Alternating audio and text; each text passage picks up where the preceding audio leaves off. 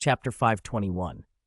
Originally, Newt had only been accused of violating Article 3, Section 1, but now he faced a murder charge.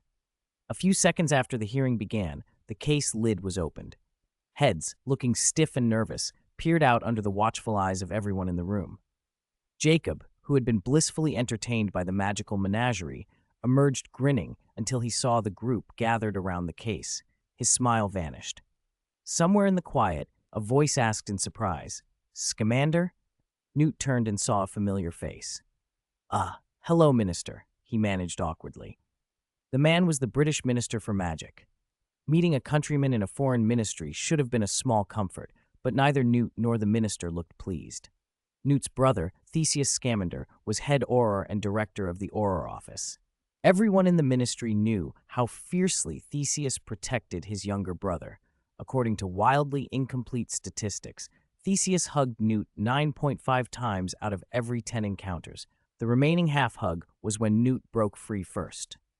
That much devotion from a high-ranking official was the sort of thing that made other ministers nervous.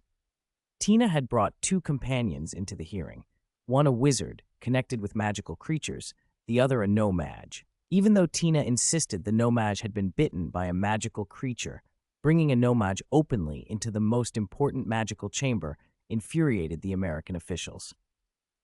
A pair of eyes had already locked onto Newt when his name was spoken, Percival Graves, Director of Magical Security for Makusa. His gaze was steady and keen. There was a barely concealed anger under it. Newt didn't notice. His attention was on the holographic image hovering in the air. He recognized it instantly. This was not the result of a creature. It was an obscurus. The conclusion shocked everyone and sent a ripple of outrage through President Pickery. "Don't go too far, Mr. Scamander. America has no obscurials," she snapped. Pickery would not admit the possibility. This was not only about one no-mage's death. If an obscurus had manifested in the United States, America would be responsible for a statute of secrecy crisis, and it would be a major blemish on American magical education. Obscuruses are born from the intense, prolonged suppression of a young wizard's magic. The whole point of schools like Ilvermorny was to prevent such tragedies. If an obscurus had appeared on American soil after centuries with none, it would be an unforgivable failure. She barked, "Confiscate that case, Graves." Graves raised his hand, and without using his wand, snatched Newt's case. Newt tried to resist. "Arrest them," Pickery ordered. An unseen force jerked Newt upward and forced him back down onto his knees, binding him. Graves's wandless power easily subdued the three of them. "No, don't hurt those creatures, please," Newt cried as Aurors closed in. "You don't understand. They won't cause harm, please." Pickery's reply was ice cold. "We will judge for ourselves. Send them to the cells." Interrogation and a grim legal process awaited Newt. The commotion is a bit loud. After Newt was taken away, someone who had been hiding in the case transformed back into human form. John, who had been using the case to shelter himself and the creatures, sat comfortably in Newt's tiny house. He ran his hand over an apple tree Newt had transplanted. A bright red fruit swelled and ripened. He picked it, polished it on his sleeve, and took a bite. Newt should turn the corner, he mused, his gaze sliding to a photograph on the table. A woman. "You hungry?" A beautiful Akami slithered close and wrapped itself gently around his ankle. Perhaps it was because John understood Parseltongue, perhaps because of his bond with a Thunderbird, but the Akami seemed unusually fond of him. Slytherins didn't much mind snakes, and John gave the creature his hand. It coiled around his wrist. "Let me see," he murmured. "I think you like bugs." He offered the apple to the Akami. It took a dainty bite. Outside, a giant dung beetle rolled its ball away, and the Akami glanced at it with interest. "No," John said, shooing the creature. "Don't be ridiculous." He settled the newly hatched Akami back in its nest. Someone was coming. He felt it in the air. He rubbed his hands and said, "Should be about ready," and snapped his fingers. It felt like an egg cracking somewhere overhead. His body dissolved, the soul potion's effects and his wandless magic doing their work. The case lid opened.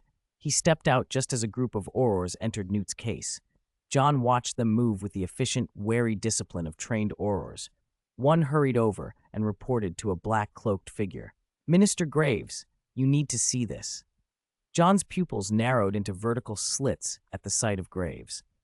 Excellent transfiguration, he thought with a cold amusement, much more convenient than a polyjuice potion. Graves was already standing before the snowy patch of ground that had been brought out of the case's environment. The aurors circled a spreading blackness. An obscurus, Graves murmured. When John saw a demiguise emerge from its cave to sun itself, he knew he had to stay hidden. The demiguises only revealed themselves in groups. From his shadowed spot in the cave, John watched as Graves and the aurors examined the obscurus and then whisked it away. He frowned. Newt was in trouble. After they left, John stepped out into the open. Chapter 538. Hello, Tina Graves took Newt away for interrogation and left the case locked in his office. Moments later, the case shifted. The latch, whose mechanism was already dodgy, sprang open and the lid flew up. He really should fix that latch, a voice said from inside. Roar. Don't make me petrify you again, Nundu. Woo. John emerged, stretching. It was interesting in there, but the air outside seems better. He sniffed, then crinkled his nose. Scratch that. This air has an unpleasant smell. He moved toward the office door, and when his hand brushed the doorknob, a spark leapt from it. He paused, snapped his fingers, and wrapped himself in a disillusionment charm. He took 2 steps back as someone kicked the door open.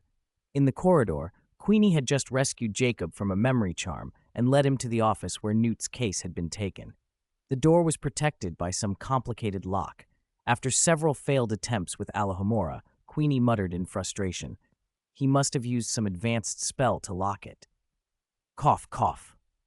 Jacob stepped forward, glanced around to make sure no one was watching, and planted his big foot against the door. With one solid kick, it burst open. John, who nearly got the door on top of him, shrugged. Sometimes violence is much more useful than magic, he said. Who's there? Queenie asked, suddenly alert. Jacob blinked. There's no one here, he said, confused. But Queenie had heard something, someone's voice, and she wasn't taking chances. They grabbed the case and hurried away. They still had someone to rescue.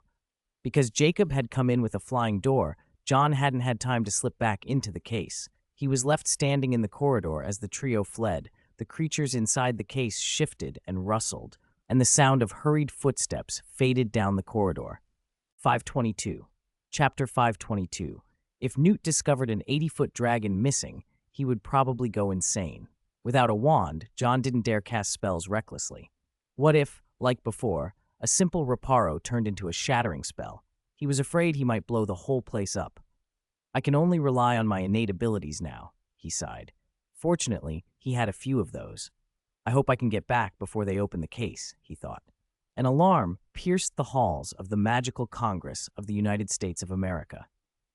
Perhaps every Hogwarts alumnus carried a talent for trouble. Newt and Tina, about to be punished for carrying an obscurus and attacking a no-mage, were being led toward execution.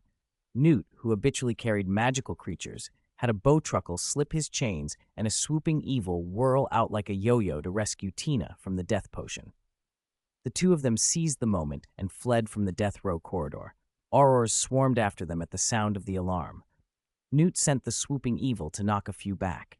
The tactic was disruptive, but aurors are not to be taken lightly. They chased relentless. One auror, seeing them still resisting, flicked his wand. Stupefy. Thud. The auror collapsed, unconscious, followed by the second and the third. Tina looked back in horror. Newt, what did you do? I didn't do anything, Newt replied, bewildered. The last auror's head tipped, and he fell as well. Rounding a corner, they ran straight into Queenie and Jacob. The 4 faces were tense, 3 fugitives, 1 case in Queenie's hand. Get in, Queenie said, an idea lighting her face. She opened the case and gestured inside so she could carry them away. It was a brilliant plan. Just as Jacob moved to enter, he felt a bump on his shoulder. Hey, don't rush, he grumbled. We're not rushing you, Jacob. Newt protested, looking innocent. It wasn't you? Jacob asked, confused. Come on, Jacob, hurry up and get in, Newt urged. Jacob climbed into the case. Inside was a small, furnished space, a house in miniature. Earlier, when John had fallen, he'd knocked over an iron barrel, then leapt out the door like a hurdler. As he ran, scales had pricked across his skin. After Newt and the others were inside the case, John was leaning against a rock in his dragon form, appearing to sleep. Queenie carried the case through the halls of Makusa, trying to look natural. "All right, I know this must look suspicious," she muttered, worrying. John leaned his massive dragon head against the rock and spoke softly to the Thunderbird beside him. "But nothing happened, right?" The Thunderbird flapped its wings. John waved and looked over at the three cramped occupants of the little house. "Ah!" Tina turned and froze at the sight of those large, reddish-brown eyes. Don't be afraid," Newt soothed. "That's the Shadow of Extinction. He's a very good dragon." "Shadow of Extinction?" Tina stammered. The name sounded ominous. "Hi, Shadow of Extinction," Jacob greeted, squinting up at the dragon. "You must have run a lot today," John said. "You look thinner." "Really?" Jacob touched his rounded belly in disbelief. This compliment didn't ring true. "It can speak?" Tina whispered, incredulous. "Yes, he can." Newt stepped closer and introduced them properly. "This is Miss Goldstein." Tina Goldstein," Tina said, steadier now. As a former Auror, she was braver than most witches. Seeing John show no aggression, she relaxed. "Hello, hello." She swallowed, then smiled at the dragon. John extended a huge claw and held it out in greeting. Tina took a breath, reached forward, and carefully closed her hand around the sharp talons. "Pleased to meet you." Queenie's voice floated from outside the case. "It's safe." The three climbed out. John shrank back into human size and rubbed his neck. "If I keep sleeping on rocks, I think my neck will break," he complained. He hoped Newt would find his wand soon. He had no desire to be stuck as a dragon forever. Bullying a Nundu was amusing once, but it would get old. "Re-collision?" John muttered, pulling 4 rune serpent eggs from his satchel. The forbidden collision he'd performed before had flashed successfully. A second collision would require vast magic and a sacrifice of soul. Going to Azkaban again wasn't impossible, but it would be costly in time and consequence. He opened a black book and turned its pages. We can play our final role. He had the soul, and he had the time. John glanced at the hourglass of time sand, full, the reward from the pyramid earlier. What he lacked was raw magical power. Powerful magical collisions could be handled by him as well. He stroked his chin, weighing options.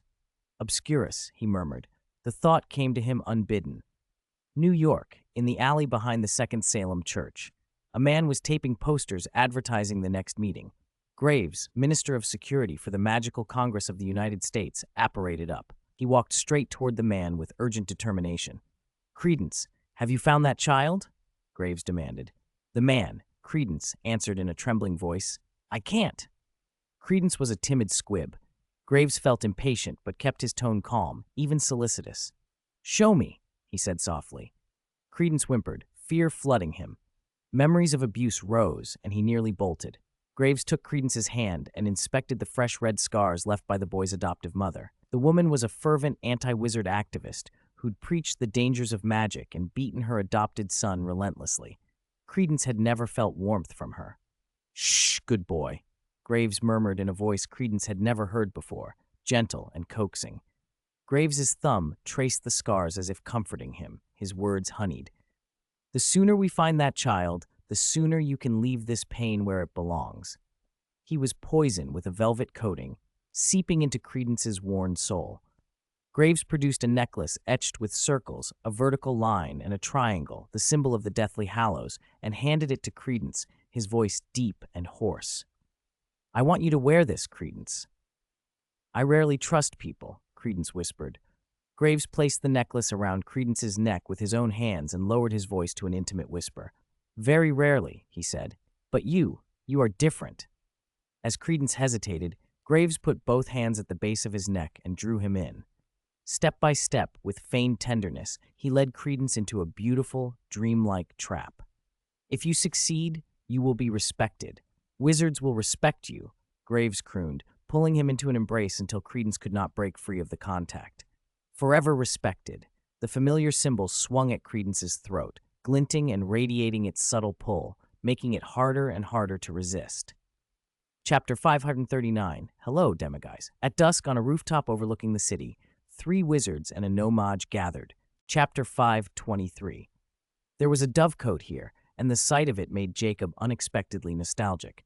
His grandfather had kept pigeons. As a child, Jacob had fed them beside him, eating his grandmother's warm bread and soaking up the quiet comfort of the place. Queenie, naturally a legilimens, picked up on his thoughts as she stepped in. "Your grandfather kept pigeons?" she said.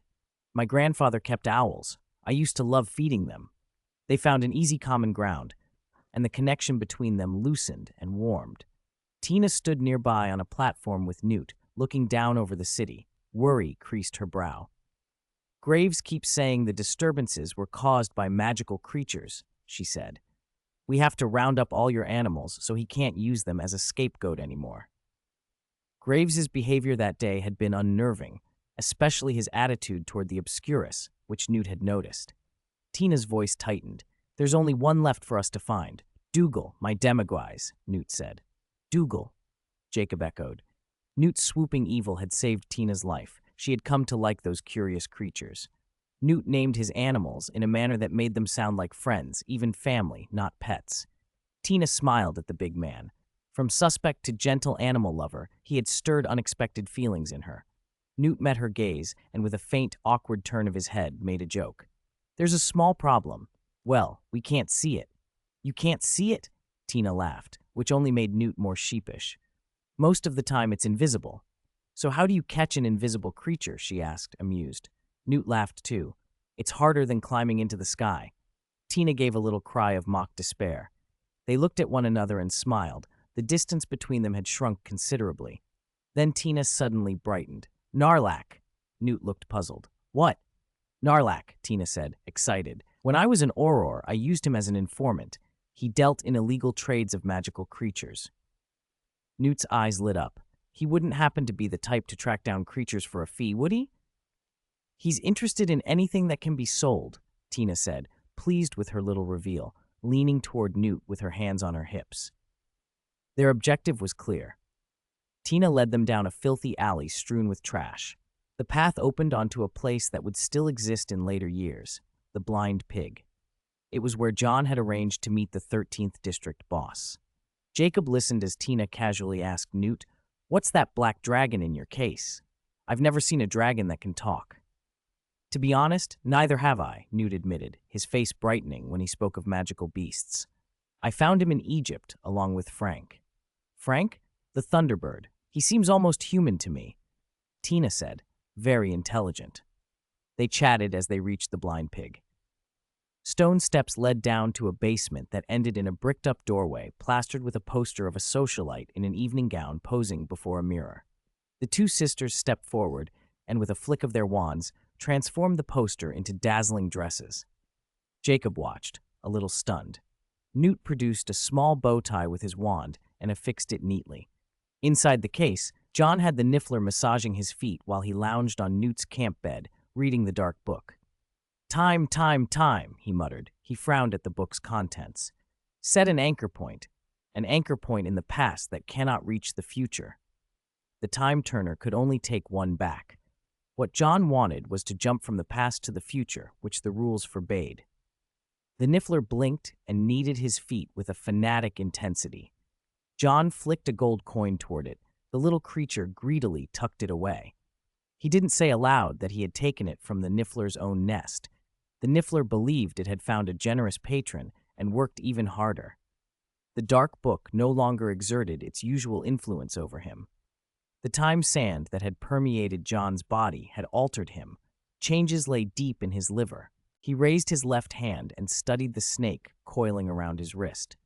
The little golden snake turned, biting its tail to form an Ouroboros. "Magic," he said to himself. "I need enough magic to stabilize it." If he could level up to 7th level magic, the problem would be simple. But he didn't have that power.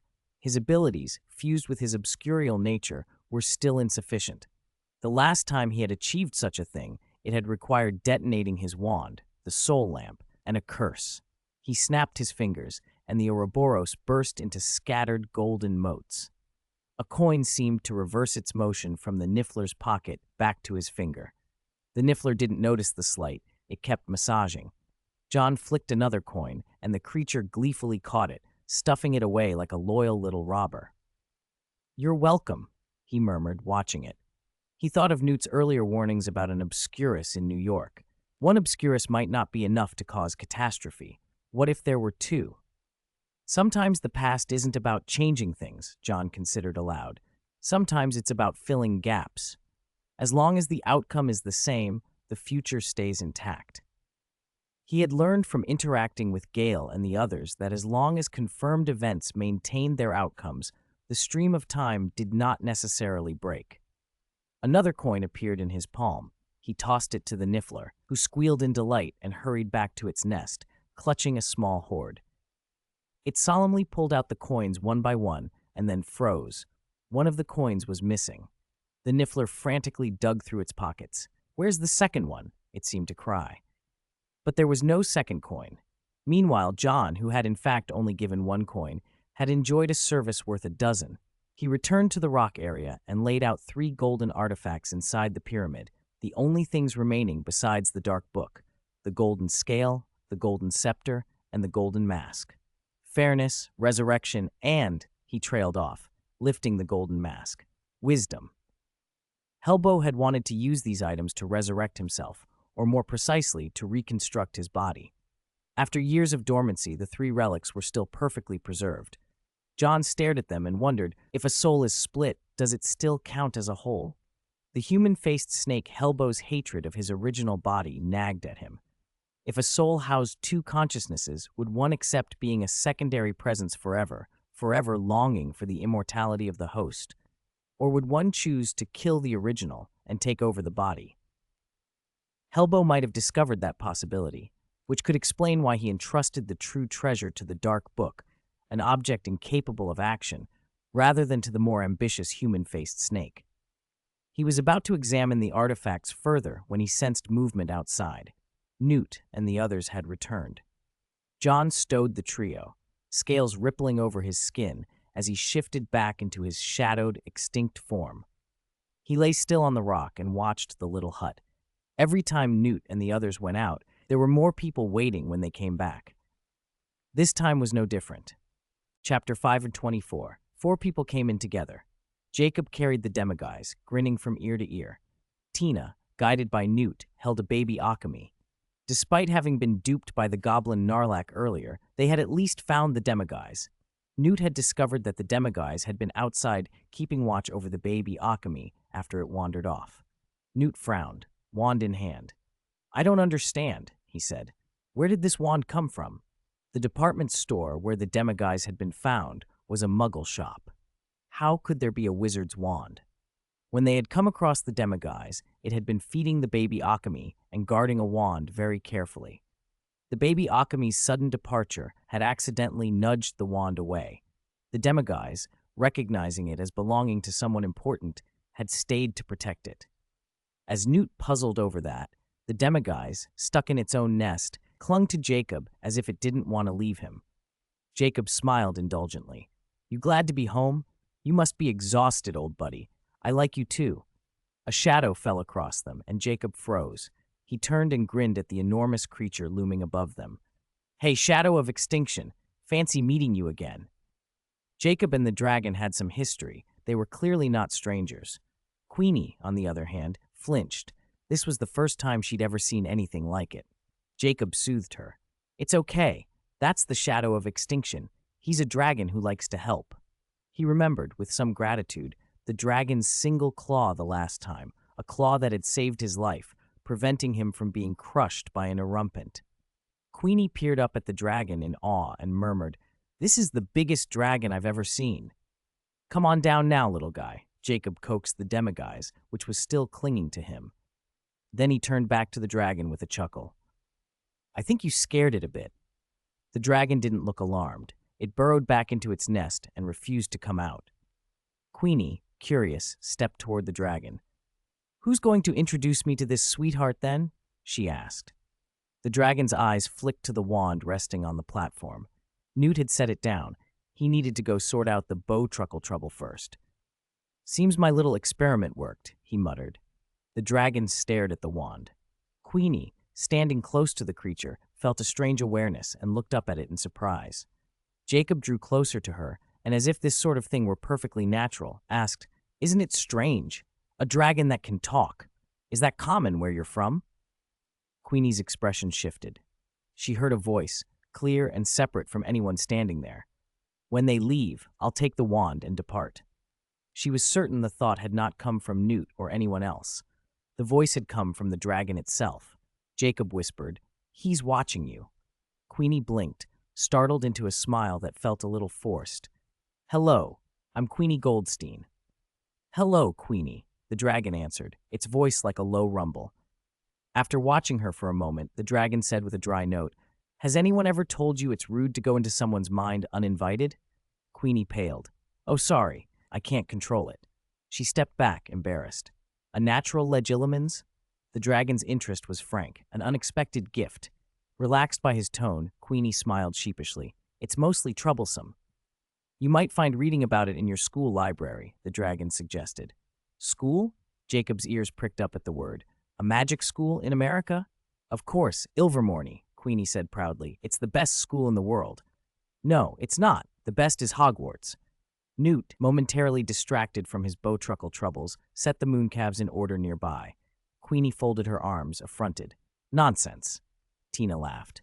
It was a light, easy moment amid the oddities. A talking dragon, a naturally talented legilimens, and an international school rivalry. Queenie hesitated, then asked the question on everyone's mind.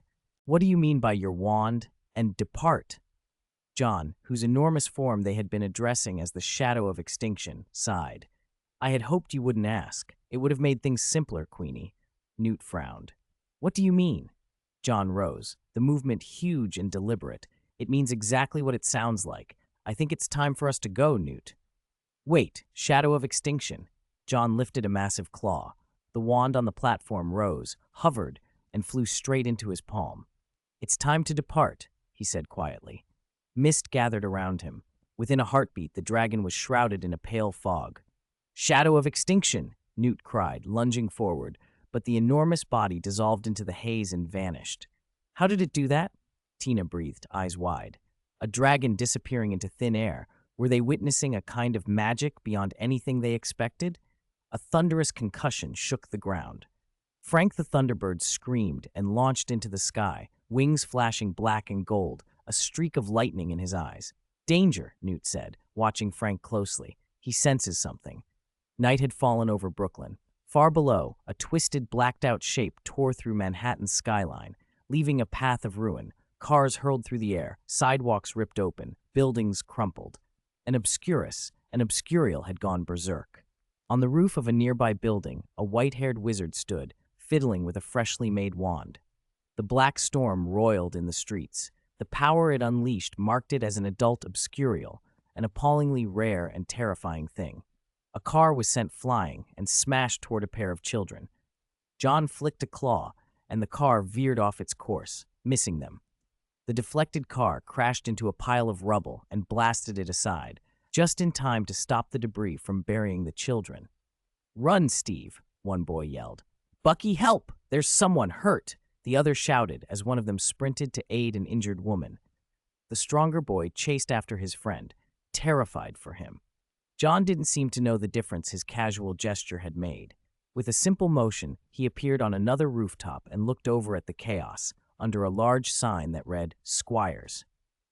Newt and the others, already gathered on the opposite roof, watched the destruction unfold. Sirens wailed. New York had been alerted. "This is worse than any obscurial I've ever encountered," Newt said grimly. The statute of secrecy was at risk. The whole city was exposed. The scale of the destruction made it impossible to stand by. Obscurials lash out from desperation. Newt could not abandon any life to that fate. He turned to Tina. "If I don't come back, look after my creatures," he said, voice tight. He handed her his case and then, as if 1,000 small things went unspoken, opened his pocket and took out his notebook. "Everything you need to know is in here." Tina blinked. Newt looked at the obscurus, then at her, and unable to meet her eyes, apparated without hesitation. "Newt!" Tina cried, and chased after him. She shoved the case into Queenie's arms.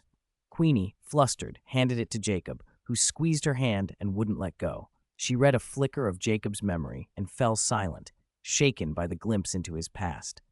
"What a pair of star-crossed lovers," she murmured, astonished. From the edge of the rooftop, John watched. He'd seen enough of the display, and with the same casual calm that had come with him, took a step forward. He fell without warning and then reappeared in Times Square. At one end of the plaza, the Obscurus writhed, its power more chaotic than ever. Born of loneliness and abuse, it erupted from layer upon layer of accumulated hurt. Red flashes pulsed through its form, and faintly visible within the roiling darkness, Credence's face looked twisted, pained, and unbearably alone. Countless emotions churned together, feeding the Obscurial's power. Magic tied to emotion runs on extremes. The more sensitive the soul, the more violent the force. "It's inside you, and you've survived this long," someone called. Graves burst onto the street. "Credence, this is a miracle," he shouted. "You're a miracle. Come with me. Think of what we could accomplish together." He still tried to win the boy over, though Credence had been broken by abandonment. On a lamppost, a white-haired wizard watched with a look of detached dislike. "Why does this fellow look like a charlatan?" he muttered. Behind an overturned car, Newt peered out and caught sight of him. Tina crouched behind a burning vehicle not far away and met Newt's eye.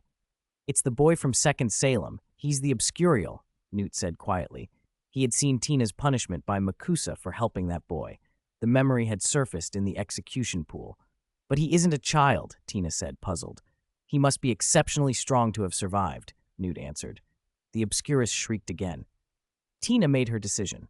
"Newt, save him!" She dashed toward Graves, intent on stopping the man. As Graves moved to subdue the Obscurus, Tina interrupted, and the creature took the chance to surge into the street.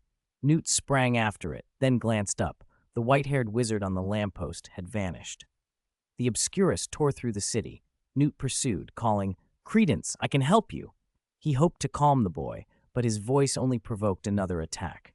Newt apparated just in time to dodge and continued to follow. Where the Obscurus passed, magic ripped at buildings and blew out windows. Aurors appeared and launched spells, but the creature dodged and, in turn, deflected blows that nearly struck Newt. Black, snowflake-like fragments sloughed off its surface with each hit. Floating above the rooftops, the Obscurus shrieked, recoiled, and reformed into a block of darkness. The Aurors pursued relentlessly. In a sudden burst of force, the thing stumbled toward a subway entrance. A line of uniformed police stood by the station steps. At first bewildered, then terrified, they opened fire. Bullets did nothing but enrage the Obscurus, which charged at them. The officers panicked and scattered. Its momentum carried it straight for the subway. John appeared at the edge of the station, unnoticed. "Your emotions are not enough," he said calmly. Black mist leaked from his eyes as the charging Obscurus surged toward him. Then a larger black mass exploded between them. Two forces of darkness collided with a devastation that shattered the pavement. Cracks spidered across the street outside the station. Newt apparated to a rooftop and stared, stunned, as the two black masses intertwined. One of them, the white-haired wizard, had transformed to block Credence. "Another Obscurial?" Newt whispered. "You are sad," the white-haired man said softly. The coiling mist from his body wrapped around the Obscurus and dragged it toward the subway entrance. It slammed against the tracks and was hauled into the station. As they hit the subterranean space, the black mist contracted and John's body reformed. On the other side, Credence, too, gradually changed back into a frightened, trembling boy. He looked at John with surprised recognition. Someone like him. "You're like me," Credence breathed. "No, not the same," John replied. "I have learned to control my power." He looked at Credence with a steady, earnest expression. "What is your name?" Credence Barebone," the boy stammered. Meeting someone who felt familiar, Credence's guard slipped. John reached out and with a flick of his wrist produced a wand that floated into his palm. Newt, who had apparated into the station, was stopped by an invisible field and reached out to touch it. Anti-apparition, he realized. John walked to stand in front of Credence and held the wand out. "Do you know what this is?" he asked. Credence, raised by the Second Salem Church, recognized it at once. He took it reverently and traced the intricate patterns carved into the white wood. A wand. Wizards use these to direct and control their magic. John let the wand float back into his hand and tapped it against his palm. "Some powerful witches and wizards can do without a wand," he said, "but others rely on them." He knelt to meet Credence's eyes. The boy curled on the tracks. "You want to control your power, Credence, but you can't, yet. I can teach you. In return, I need you to do something for me." His voice was rational and firm. "Let it out," John said. "Unleash your power." "No," Newt shouted through the barrier. "Credence, don't. You'll die." "You won't," John answered quietly. He bent closer and whispered a charm into Credence's ear. Newt couldn't hear the words, but he watched the boy's hands tremble. Credence teetered on the edge of losing control. Too much use would mean the Obscurus consuming him. John's body exploded into black mist that filled the subway station and then condensed back into human shape. The station itself was untouched. "Use it as you wish," he said gently. "Make yourself strong, Credence. If your name and power resound through the magical world, the family you seek will come to find you." Credence looked at John, hope and longing in his eyes. "Can I really do it?" "You can," John said without hesitation. Credence reached out and took his hand. "Then let's complete the bargain," John said solemnly. "Unleash your power." Newt hammered his wand against the anti-apparition barrier. Frantic. "Credence, please," he cried. "You'll die." Credence hesitated, then closed his fingers around John's hand. John leaned in and murmured again. Newt, blocked from hearing, felt certain the white-haired wizard had motives beyond teaching. He redoubled his efforts against the barrier. Outside, aurors had swarmed the subway entrance, their wands raised to create an energy field over the sidewalk and sky, an anti-apparition perimeter. More aurors arrived, having traced the Obscurus's destruction to this station. Graves, who had been forced to regroup after the confrontation with Tina, reached the scene and immediately took command. "Seal this place," Graves ordered the aurors. "No one goes down there." He set off toward the subway steps, striding into the heart of the chaos. Chapter 526. Just as the barrier was about to seal, Tina rolled into the subway tunnel, catching everyone off guard. She had been worried about Newt, and she was worried about Credence. "Don't get into trouble, Newt," she muttered, and hurried toward the subway's hidden entrance. The rest of the Magical Congress of the United States of America was converging on the same spot. At their head was President Serafina Peachary. This crisis threatened the Statute of Secrecy itself. There was a real danger that wizards would be exposed to no-mage society. Outside, a press of no-mages had gathered, including the bereaved father of Senator Shaw, a man whose loss at the Obscurus's hands had become a rallying point. Reporters' flashes recorded everything. This would be remembered, the hidden, terrible power surfacing in the open. As Second Salem had warned, dangerous people were living among them. President Peachary stared at the crowd and felt powerless. All the careful measures she had kept in place during her presidency could not protect the Magical Congress now. After today, wizards would have to live even more cautiously. Makusa might have to relocate. The public would demand a scapegoat. Whether it was Newt or her, someone would be blamed. Inside the subway station, John reached out with mind magic. He sent a rhythm of feeling into Credence, guiding his attention. A bolt of lightning leapt from the failing barrier, then the barrier shattered. Through the gap, John saw Newt being lashed again and again by an electric whip. Graves had for the moment forgotten any plan regarding the Obscurus. He focused solely on whipping Newt, so consumed with fury that he barely registered anyone else. John's mouth twitched. The hatred fueling Graves was terrifying. "All right," John murmured, and directed Credence's focus. Using his magic to stir the boy's emotions, he pointed toward Newt. When Credence saw Graves attacking Newt, the calm that had settled over him snapped. His body convulsed. "This is the feeling," John whispered into the torrent of emotion he was nudging awake. "Anger, sorrow, whatever it is, let it out. Don't hold it in. You're not weak for letting it go. Give every bit of your hate, every hurt, out into the open." He drew a circle with his wand and linked it to Credence, drawing the Obscurus's immense power into the connection. The wand began to glow. John slowly took a step back. "Release it, Credence. Do as I said." Credence stopped holding himself together. He erupted into a mass of black gas, threaded with red light, that immediately poured through the subway station. Graves ceased his whipping and stared, awestruck. He dropped to his knees in a mix of fear and pleading. "Credence." The Obscurus let out a strange, keening shriek. Under John's guidance, Credence unleashed everything. The force was so extreme, even Graves had to give it a wide berth. Graves and Newt apparated and disapparated in short bursts through the ruined station.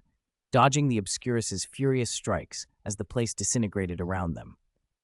The Obscurus accelerated, forming a towering wave that smashed through the tunnel ceiling and exploded into the street above. John watched the runes on his wand flare one by one, the instrument absorbing charge like a vast power bank.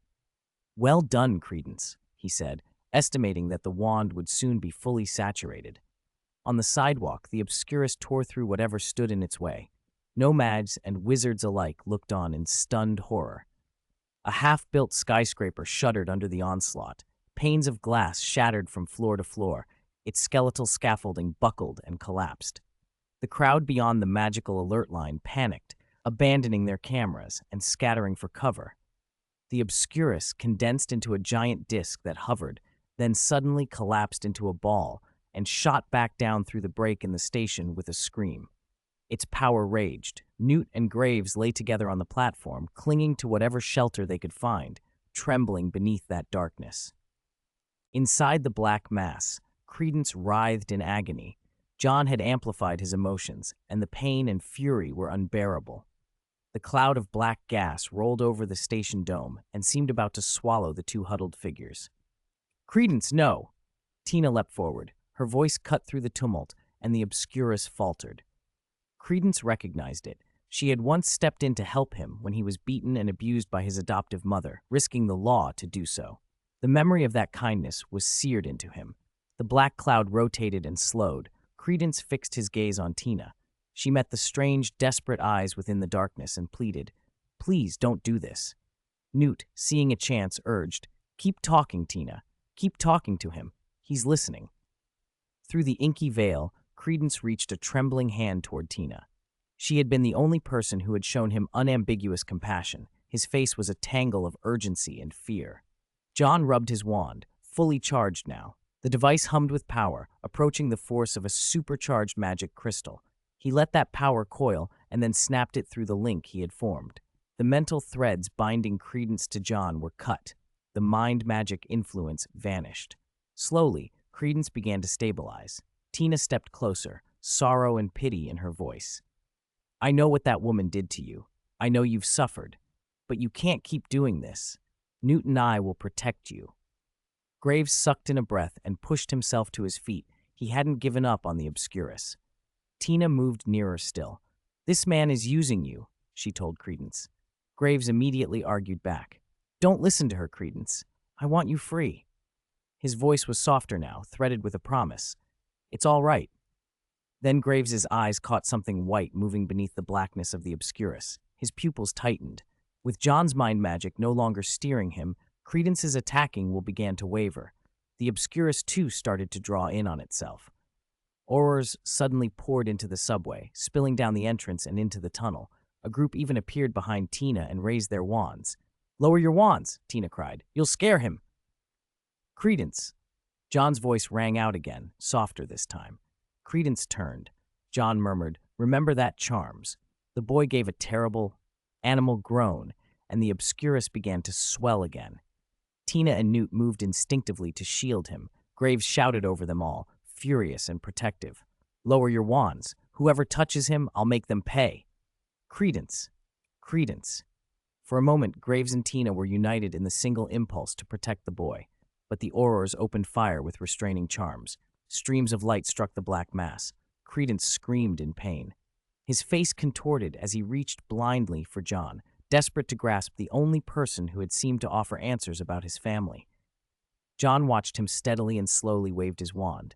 "Time corridor." A bright, coiling sigil, an Ouroboros spun around Credence's wrist. Under the Auror's repeated attacks, the Obscurus's magical energy began to dissipate. The black substance broke up, and a white orb of magic replaced it. The orb detonated violently. The blast sent Newt, Graves, the Aurors, and others sprawling. The force knocked everyone off their feet. Then the power ebbed. Wisps of black residue drifted free and floated outward like charred feathers. Chapter 527. Among the Fallen, John stood firm. He began to walk slowly, a pair of eyes following him constantly. He turned to look at the Watcher. Graves's face was unreadable. John smiled faintly, lips parting. "Long time no see, Gale." The man who had been hiding his identity realized he'd been spotted. What unsettled him more was that this old acquaintance looked exactly the same as the last time they'd met. Since leaving Godric's Hollow, he had searched for the white-haired wizard repeatedly and found nothing. No trace, no past, as if the man had never existed. Exceptional talent and deep mystery. And now, suddenly, here he was again, unchanged. A possibility flashed through his mind. John waved once, then stepped away. In an instant, he vanished. Graves narrowed his eyes and redirected his attention to the mortals who had wrecked his plans. "A bunch of idiots," he spat. "Do you know what you've just done?" He was furious, so close to getting the Obscurial, so close to enacting his plan, just like before when he tried to take Al. So close. President Pickery stepped forward from behind the Aurors, her voice hard and incredulous. "I gave the order to kill the Obscurial, Mr. Graves." Graves flared. "Yes, history will record it, Madam President," he said acidly. "What happened here was unreasonable and heartless. He is responsible for the death of a no-mage, almost exposing all wizards and violating our laws." Pickery shot back. "That law makes me feel like a rat in a gutter," Graves snapped. "It forces us to hide who we are. It keeps those under its jurisdiction cowering in fear, terrified of exposure." "Madam President," Graves said, sweeping a hard gaze over the room, "ask yourselves, who does that law protect, us or them?" The Aurors were silenced. Graves turned to leave, sneering. "I refuse to grovel any longer." His words and tone echoed the reckless ambition of Grindelwald in Europe, and Pickery, sensing the danger, ordered the Aurors to seize him. As Graves reached the lower depths of the platform, a wall of white light barred his way. Impatient and irritated, he hesitated a moment, then sneered and turned. The fight began. The Aurors hurled spell after spell, but against this powerful wizard, their charms were child's play. A single movement of his wand felled several of them. Newt, recognizing the threat, sent a swooping evil to block incoming curses and lashed out with a loop of supernatural light to bind Graves from behind. Tina sprang into action, snatching a fallen wand. Disarmed and constrained, Graves's eyes shone with hatred. Newt had long suspected who he was. A revealio revealed Graves's true face. White blonde hair, heterochromatic eyes, the face on wanted posters from ministries across the world. Gellert Grindelwald. Restored to his original appearance, he remained arrogant. "Do you think you can imprison me?" he sneered. "We will do our best, Mr. Grindelwald," President Pickery replied, aware of how dangerous he was. The battle wound down. Queenie and Jacob arrived with Newt's case. Newt glanced up at the sky and saw a small fragment of the Obscurus streaking away. Outside, on a tall building above the subway station, John stood with one hand in his pocket. "Where do you want to go?" he asked. Credence, curled on the rooftop, trembled. The memory of being blasted apart and dying still haunted him. He looked up. "I want to go to France," he said. The Thunderbird burst out of the shattered station and climbed into the clouds. Lightning flashed and heavy rain began. John's wand conjured a gust to shield them. He tasted the composition of the rain with a casual motion and said, half joking, "To make people forget unpleasant things, Newt, your potions must get high marks." Then, simply, "Go to France." Chapter 543. Hello, Powerbank. The basic rule of alchemy, equivalent exchange. To gain, you must pay a price. Credence had survived because John kept his promise, and the cost left him nearly drained. The glowing wand in John's hand shone like a strong glow stick, almost masking his face. Credence lay curled in a corner, utterly spent as if after an exhausting long shift. John tossed the wand casually, caught it, and slipped it into his pocket. "Do you remember that feeling?" he asked, picking at the memory. "That's magic flowing through you," he said. "If a normal wizard's control is a faucet, you're a ruptured pipe." He lifted Credence with one hand and apparated. They reappeared inside an empty church. John set the exhausted boy down to rest before he went to a cauldron at the altar. He drew his wand and tapped the glowing wand against the cauldron's rim. The magic stored in the wand unfurled, and the dormant brew boiled instantly, the swirling liquid spattering with the volatile energy of a substance that could explode at a touch. John dropped a rune serpent egg into the mixture. The crude addition made the cauldron emit a foul odor as the magic was absorbed. Gradually, the glowing wand dimmed back toward normal as it shed its charge. "What are you doing?" Credence asked, propping himself up. "You've already absorbed my magic 3 times." "Yes, John said without looking back, stirring with easy familiarity, and it keeps you from losing control. If your magic doesn't come out, you'll die. If too much of it comes out at once, you'll die. Left unchecked, you're meant to die. Credence's face fell. Is there no third option? Control. And John said, keep your emotions within a threshold, and you can live longer. He chanted a strange, lilting spell over the cauldron, an almost elven song, and the boiling subsided. The potion hardened into something like crystal, clear with a single tiny transparent droplet suspended at its center. When he'd finished, John turned toward Credence. You want France. We can leave tomorrow. Credence's birth certificate named France as his birthplace. He wanted answers, a family, a name. John had little faith it would bring the solace Credence hoped for. He believed Credence had been sent away, not taken in. His family had abandoned him. Still, in the boy's despair, wisps of black mist curled from his skin. John walked over and handed him his wand. Is it worth it? John asked quietly. Giving up this search might stretch his life, but Credence chose his family. Touching the wand, the boy felt it begin to draw his power. The swirling black mist shifted and flowed into the wand. John had modified it. The wand could store magic. Credence was the power bank, the wand the battery. Whenever the Obscurus threatened to erupt during the days, they stayed together. John used this method to siphon off the surge and prevent catastrophe. Most Obscurials didn't get a John Wick to save them. Their lives were usually far grimmer.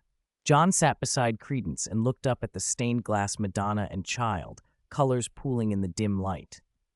I knew a girl, he began. She was hurt at 6 and became an Obscurial, he continued. Her mother was killed by her power, and she was left in the care of 2 older brothers. The eldest brother was brilliant, a very talented wizard. The second brother was less capable, hot-headed. She died later, killed by the quarrels of her brothers, John said calmly.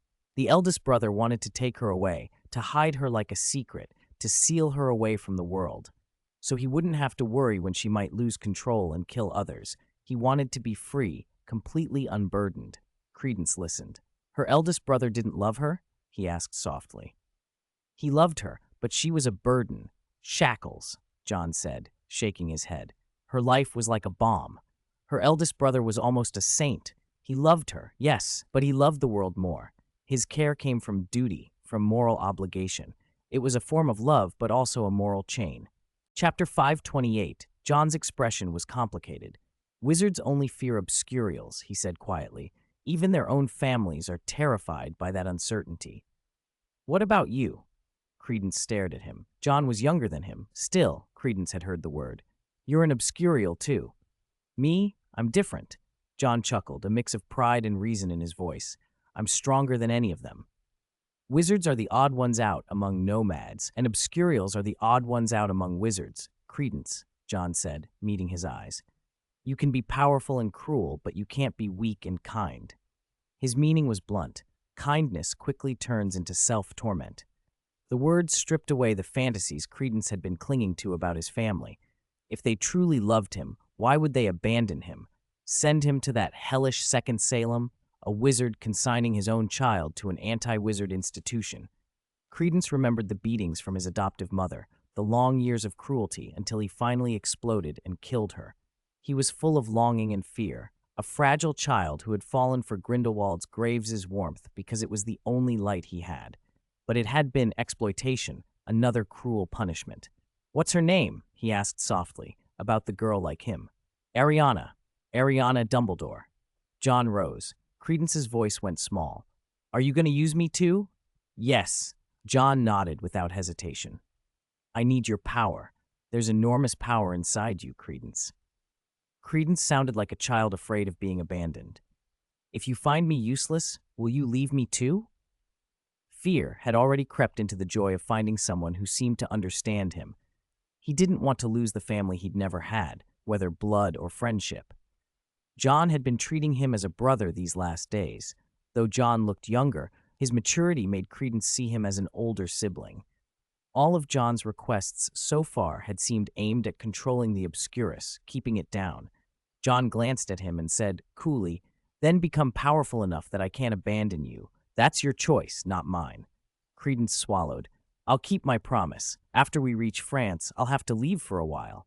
The wand in Credence's hand flared. His emotions were raw. Don't worry, John said with a shrug.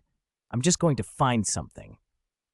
The words settled Credence. The wand's glow eased to a half-lit pulse, and he pushed himself to work harder, to prove he was useful. He paled and poured more magic into the wand, but John stepped forward and snatched it away. I need your power, not your life, John snapped. Then he turned and left. Credence watched his retreating back, hunched on the bench at first, then slowly straightening. He told himself, gentle and powerful king. To buy passage on the cruise, John had emptied the Niffler's hoard. Newt's Niffler stared at its half-empty nest and wailed. Newt could hardly comfort it. The hunter had become the hunted. Who would have thought a Niffler could be stolen from? Newt replaced the nest with a safe, and the Niffler's new main job became guarding against the bowtruckle, the only magical creature capable of picking locks. On board, John enjoyed the sea breeze with several diamond necklaces and a handful of galleons from the Niffler's stash still in his pocket. He sold the necklaces for cash, then handed a bill to a passing waiter. The man beamed. Glancing at Credence, whose clothes were shabby, John asked, "What do you think of crimson?" "What?" "Your clothes," John said, rubbing his chin. "When you see your family, you don't want them to pity you. Present yourself with pride. Don't invite their pity." Credence was startled. John went on, "Paris is a capital of fashion. I'll find you something suitable." A strangely dressed fat wizard passed by with followers. John muttered, "Don't take other wizards' fashion advice," and then added, "You need a place to stay and to hide your identity." Credence nodded, and John abruptly changed the subject. "What do you think about a circus?" "Huh?" Credence didn't understand. He watched as John walked over to the fat wizard and talked. John flagged down a waiter. Drinks were brought. The fat wizard and John laughed and clinked glasses like men who had just struck a bargain. When John returned, Credence asked nervously, "What did you say to him?" "Nothing much," John replied. "I introduced you to the circus as a handyman. With pay, of course." John smiled and raised his glass. The fat man chuckled and acknowledged him. Credence's stomach dropped. Had he been sold? The air over the Pyrenees was clear in the morning, mist clinging to the plateau. John needed to look up some things. Hogwarts was inconvenient for him. There was a defense against the dark arts professor there, now named Dumbledore. He couldn't beat the old Dumbledore, and he wasn't sure he could beat the younger one either. He had skipped 20 years and arrived in Dumbledore's middle age. This Dumbledore was at the height of his power. "This is annoying," John muttered. If he'd leveled up normally, dealing with Dumbledore would have been easy. To avoid reminding him that John had once punched his nose, he decided to go elsewhere. When it came to the oldest magic schools in Europe, there was Hogwarts, Beauxbatons, and Durmstrang. Hogwarts was out of the question, so John chose Beauxbatons, where he had once studied. He didn't know Durmstrang well. His only contact had been using their fireplace when lost. As for Credence, John arranged for him to work illegally with the circus. After they disembarked, the fat wizard happily took Credence away. John's deal with him was purely transactional. There might have been a trace of sympathy for another obscurial, but mostly John was using him. Beauxbaton was on its Christmas break like Hogwarts. John conjured the school uniform Madame Maxime had once given him and settled into the European-style library to read a book called The Power of the Patronus. The book's protagonist could summon a Patronus the size of a giant. Even during the holidays, many students stayed. That afternoon, a girl in a Beauxbaton's blue satin uniform approached boldly and sat across from him. "Hi," she said. "I'm Cedric Stewart." "Hello, Stewart." John smiled slightly. "And you? I don't think I've seen you before." She blinked her long lashes at him. John answered calmly, "Yell Delacour. I spend most of my time reading in the fairy garden." "No wonder," Stewart said, suddenly understanding. Beauxbaton girls were bolder than those at Hogwarts. John had already been approached half a dozen times. As evening fell, he ate Fleur's favorite fish soup in the dining hall. The place had a romantic French charm, golden candlesticks on the tables, white cloths that smoothed themselves when oil splattered. John stayed at Beauxbaton's for several days, unnoticed. He read in the library by day and by night, slipped down to a secret chamber under the Nicolas Flamel fountain statue. He set aside a dark, dangerous book and examined its contents in secret. The book laid out 3 routes to immortality: time, soul, and curse. 3 paths Herpo the Foul had once pursued. John concentrated on time and soul. His fingers traced the pages as he worked out where to place anchor points. Chapter 529. To truly return to his own time, John needed an anchor. Relying on his own erratic time flashes was far too unstable. The gate of things in this era was even more uncertain. He felt a little helpless. In the past, when he ran into trouble, he could summon the gate of things, but now that option was gone. With his teacher still alive, he couldn't assume the role the gate required, and so the gate had become something he could not trust. That gate, in his memory, had almost torn him apart once before. He had no desire to risk it again. John stayed at Bo Baton's nearly a month. He read almost every book the school had on time and soul, and slowly began to draw attention. One afternoon, a boy who had been trailing him for some time finally approached. "Hello," yelled Delacour. John looked up. The boy was about his age, with clear blue eyes and sleek hair, handsome in that way that had girls whispering behind his back. "Can I help you?" John asked coolly. "Of course." The boy sat and stared at him. "My name is Dominique Delacour." John let out a sound that might have been a laugh. "When did I get an older brother like you?" Dominique blinked, confused. After the Christmas holiday, he inexplicably had an older brother. Was he not the only Delacour this year? Where had this second one come from? His gaze flicked from John's hair to his eyes. Could this man actually be part of the Delacour family? John felt a surge of embarrassment. He'd been using another name, and now the real Delacour had shown up. He sighed, a complicated expression crossing his face. "I suppose it's not surprising you don't know," he said, and then, tripping over the lie, admitted, "I made it up." Dominique stiffened. "You? Are you my father's?" He never finished the thought aloud, but the implication hung between them. Dominique's mind raced. His parents, whom he loved, could there be such a scandal? He needed to process this, to write to his father. Staggering to his feet, he left to compose a letter. John watched him go, then packed his things at once. He couldn't stay. "I can't stay in this place anymore," he told himself. As he headed out with a dark book tucked under his arm, he ran into Stuart, the girl who had flirted with him before. "Yul, let's go." "Sorry, I have an emergency." John hurried past her, leaving Stuart to swallow the unfinished invitation. She forced a smile. "Then next time." Dominique's letter to his father was answered with a gush of paternal affection. When he went to confront John, the man was already gone. The alias Yul Delacour had vanished as if it had never existed. Dominique was left with an unsolved mystery, and Stuart with an invitation she'd never get the chance to repeat. News from New York shook Europe. Grindelwald's arrest was front-page material everywhere. President Pickery had made good on her promise. The most secure forces were used to imprison him. On the day he entered the prison, the inmates called out his name. The jailed wizards seemed to see a rallying hope. They shouted with fanaticism that made the Aurors uneasy. President Pickery stared at Grindelwald.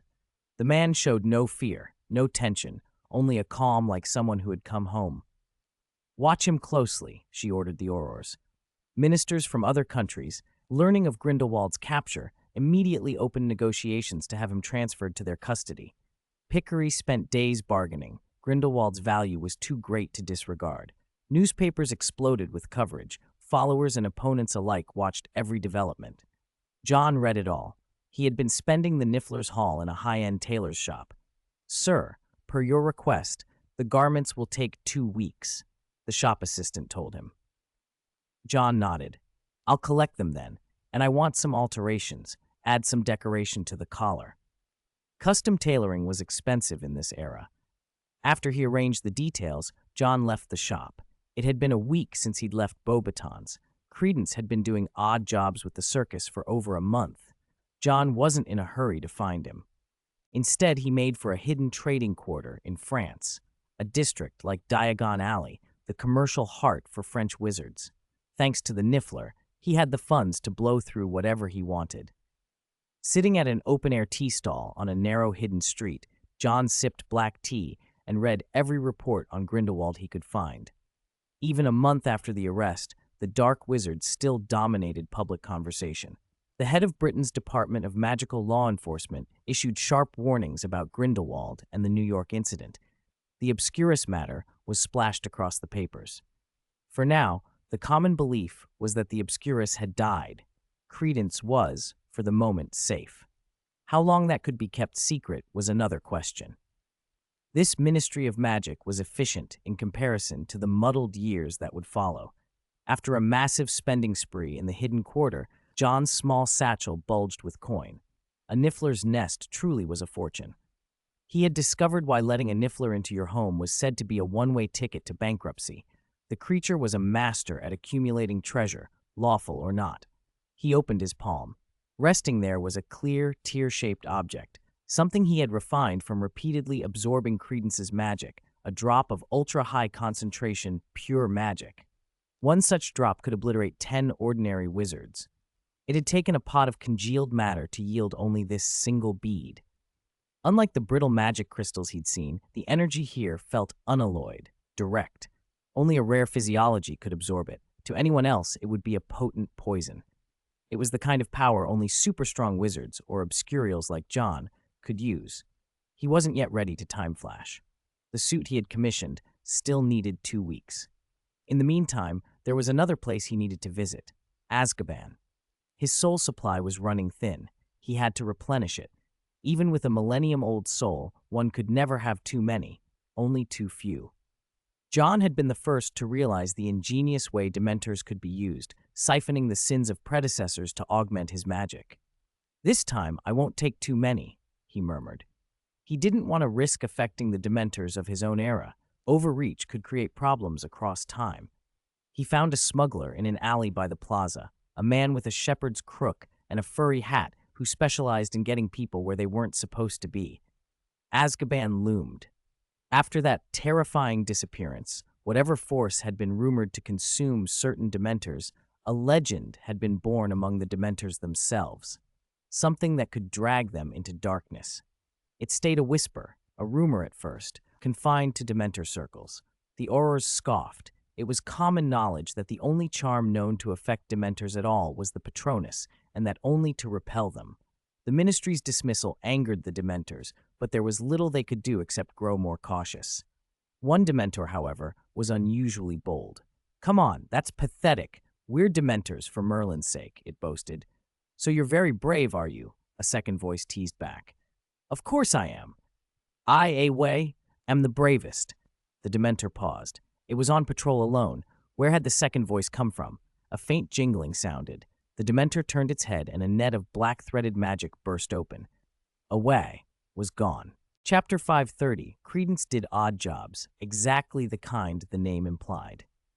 Under his current identity, as a dead man who could not show his face in daylight, he earned the lowest wage in the circus.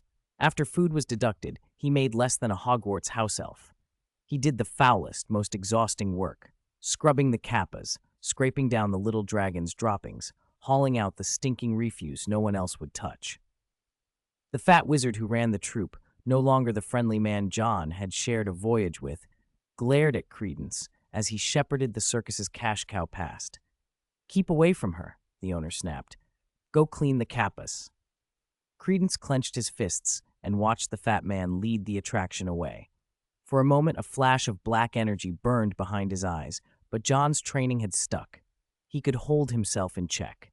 He had been waiting for John to show up, to take him away, and every hour John did not come deepened the chill of abandonment.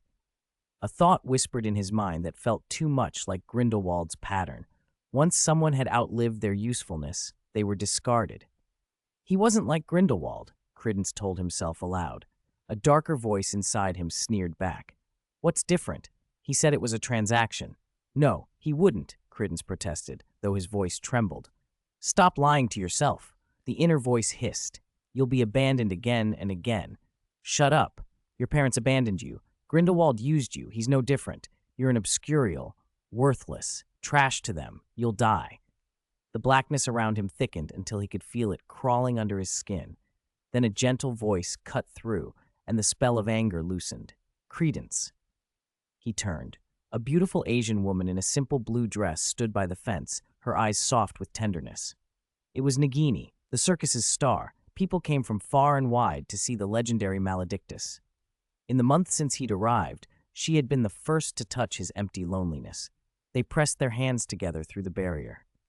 Nagini smiled, tired and kind.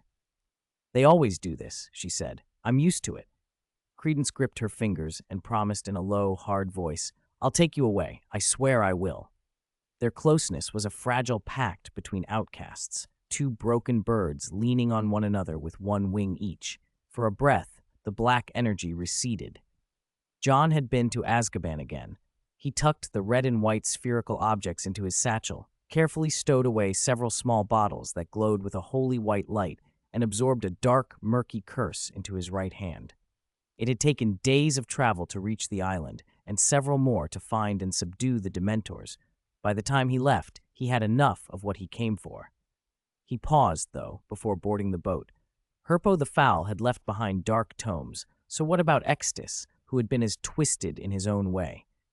John had seen Extus's inhumane experiments on sailors. Where there were experiments, there might still be something unique left behind.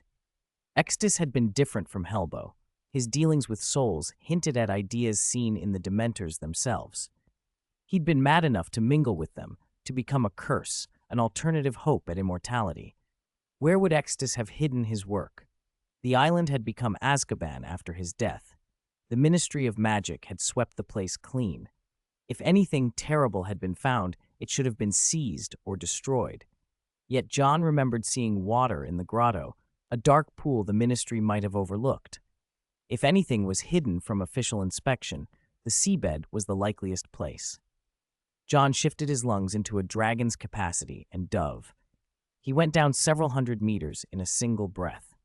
When half the air in his lungs had been used, he saw a hull lying on the ocean floor, more a sealed container than a ship with no sails, no rudder. Pushing away a curious fish, he found a broken door that gaped with seawater.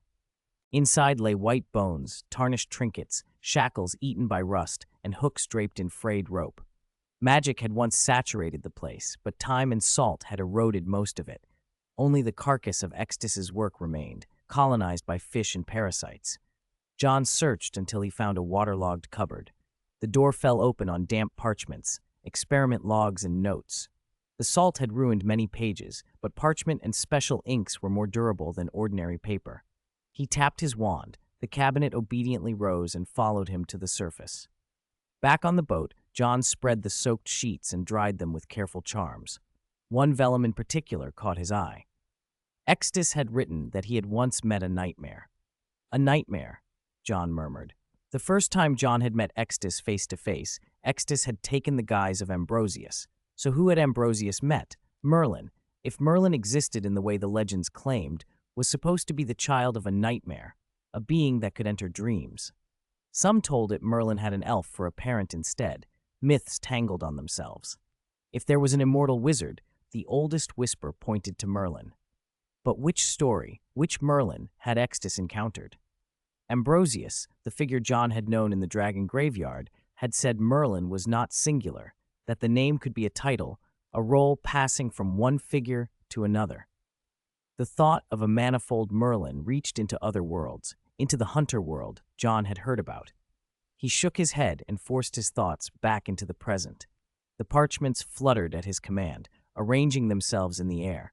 He waved his wand again, and they compacted, the bulk shrinking until the pages fused into a single book. John looked at the blank cover, considered a title, and said, "Let's call it Extus, the Madman's Ramblings." The words appeared on the leather as if by command. The sea-caked cabinet shuddered, splintered, and fell back into the deep. John slipped the new book into his satchel. He had lingered longer than planned. "Diagon Alley might get me to Paris faster," he muttered, and wings sprouting from his back so he wouldn't have to walk for days, he took to the sky toward London. London answered his approach with clouds and drizzle. The streets still bore patches of unmelted snow. He thought of Credence and Nagini down in the circus, and of the book in his satchel. Reminders that in a world full of old horrors and buried experiments, there were also small, stubborn hopes waiting to be protected. 531. Chapter 531. John apparated back to Diagon Alley and materialized beside the wizarding post office. He paused and watched the owls streaming out, and a sudden thought struck him. He couldn't anchor himself to the past, so let the future set the anchor. The idea bloomed in his mind until he muttered, "After I finish with Credence, I'll try again." He wasn't ready yet. He stared at the owl post with a long, measured look, then headed for the portkey. On the way, he passed a group he immediately recognized as Malfoy's. That unmistakable platinum blonde hair, the perpetual air of arrogance, the preference for black garments, all family traits passed down so faithfully they were almost a uniform. He couldn't tell which branch or which elder of Draco they were, but the identity needed no more proof. Beside one of the Malfoys stood a youngish black-haired man, pale-skinned with deep, dark golden eyes. He whispered to the Malfoy, "You should keep exerting your influence." "I've already taken a huge risk doing this," the Malfoy replied. The man chuckled, half accusing. "It feels to me like you're hiding something." The Malfoy gave an awkward smile, the hint of unease flashing across his face. "How could that be?" "Grindelwald will change this world," the man said, rising to put on his hat. "The Malfoys will have to pick the right side." The words were warning, meant to nudge. The Malfoy snorted coldly. Grindelwald's ambitions were not the same as the old pure-blood supremacist creed. He wanted revolution, a fundamental reform of the wizarding order. What the Malfoy family and their kind wanted was simple supremacy for purebloods. Grindelwald's creed was different, and he had even killed purebloods. "Grindelwald can't restore our rightful place. You'll be scorned by the purebloods, Edgar," the Malfoy said, offering blunt advice to the man at his side. The man pressed his hat brim down, lips tilted. "Grindelwald is the light I seek. I would die for him." How could someone who didn't fear death be afraid of scorn? John thought, and then moved on. Paris had become shorthand for romance to many visitors, but John's reason for being there was far from romantic. After collecting the bespoke garments he'd ordered, he inspected the collar, 3 stars embroidered into the lining, and nodded in satisfaction. The tailor smiled broadly as he saw his customer off. John paid and left with the package, slipping the neatly wrapped clothes into a small handbag when he was out of sight. He knew the circus had passed through Paris recently and went in search of it. The florist with the pretty shop told him the troupe had already left and would be touring Europe for months. She gave the news freely, perhaps because John had been pleasant. He left with a bouquet of daisies in hand and the sudden realization that his plans had been interrupted. He'd meant to keep exploiting Credence and to keep him hidden in Paris, but the boy had been sent illegally to work at the circus, and now the troupe had gone on tour. John had not known the exact itinerary, he couldn't orchestrate every detail, and Credence, without understanding, had disappeared from Paris. "All right," John said to himself. "This is time to prepare properly." He needed a place to stay. Hiding within the wizarding world would draw too much attention. He would find lodgings in the Muggle world and lie low until he could make his move. Chapter 547, Hello, Edgar. The Niffler's Hall isn't what it used to be. No amount of treasure the creature produced could keep up with John's spending. He had planned a second-time jump within 2 months, but the circus tour had delayed him. Moving through the hidden quarter, he slipped into an alley and stopped, turning slowly. "You've been following me. State your purpose." A tall, pale man stood a step behind him, smiling faintly. He tipped his hat and revealed dark golden eyes that reminded John uncomfortably of Heinrich. "Let me guess. You aren't interested in my flowers, are you?" the man said. He bowed slightly. "I'm Wolfgang Edgar. You may not know me, Mr. Yole, but to the one I follow, you are very important." "That's flattering," John replied. "I'm just an ordinary wizard passing through. It's an honor that the great Grindelwald remembers someone like me." When Wolfgang said great, there was no deferential tremor, only a flat confidence. Wolfgang had been a devoted follower of Grindelwald for years. With Grindelwald's arrest, he'd expected things to change, but then news reached him that a name he had always heard in Grindelwald's private obsessions had reappeared after 2 decades. Yole. Grindelwald had obsessed over that name nearly as much as he had over Dumbledore. That's why Wolfgang had been sent to find him. A glimpse in Diagon Alley was all he'd needed to start tailing John. "Mr. Yole, may I buy you a drink?" Wolfgang asked. John smiled. "My appearance fee is rather high." I think Edgar can afford it, Wolfgang said, confident both in his family's wealth and his own position as the head of an ancient, pure-blood house. John glanced back and noticed a woman who hadn't been there before. She held her wand with a casual readiness. Her eyes were bright and her lips red, a dark rose in human form. "Pleased to meet you, Mr. Yule. Vinda Rosier," she said, her gaze already measuring him, wand poised to prevent any sudden moves. Wolfgang and Vinda were not low-level acolytes. In Europe, they were Grindelwald's trusted lieutenants, and John knew his odds of leaving were slim. He fell in with them. They went to a quiet pub. Wolfgang sat opposite John while Vinda settled behind him, still watching. Wolfgang poured a deep, red Austrian wine. 1882, he announced. He swirled the glass, smiling. Wine gets better with time. People do too, John responded, watching the red play in the glass. Wolfgang leaned forward. So tell me, Mr. Yule, you don't strike me as a man in his 40s. Grindelwald searched for you for years, and you never showed. Why return now, of all times, especially with Grindelwald behind bars? Wolfgang's questions were not just his own. Grindelwald had asked them too. It felt like an interrogation, and John remained composed. He raised his glass and let the aroma of the wine rise as he swirled it. He chuckled softly. You ask too many questions, Edgar. He leaned back, calm as if the conversation were no more than pleasant company. You know some things, he said, but what are you willing to pay for the answers? Pay? Wolfgang repeated, puzzled. John's voice was casual, almost clinical. An equivalent exchange. I think you've misunderstood, Mr. Yule, Wolfgang said with a chuckle. Do you perhaps misunderstand your current situation? He gestured at Vinda. We're the ones who have you under control. You're the one who's mistaken. John shook his head, voice cool. It's not that you have me under control. It's that I have you under control. John hadn't even drawn his wand, yet his tone carried a presumption that made Wolfgang laugh in spite of himself. John smiled back and then, without warning, a pressure rolled off him like a tide, sweeping toward the two of them. Wolfgang's smile died. Vinda sprang to her feet, wand leveled at John. Don't be nervous, John said idly. He glanced at her wand, which remained motionless. This is only a demonstration. You can't kill me with magic, John added flatly, watching them. You can try, Wolfgang shot back. Vinda. Wolfgang raised a hand to halt her. He found himself reading something in John that unsettled him. The man wasn't bluffing.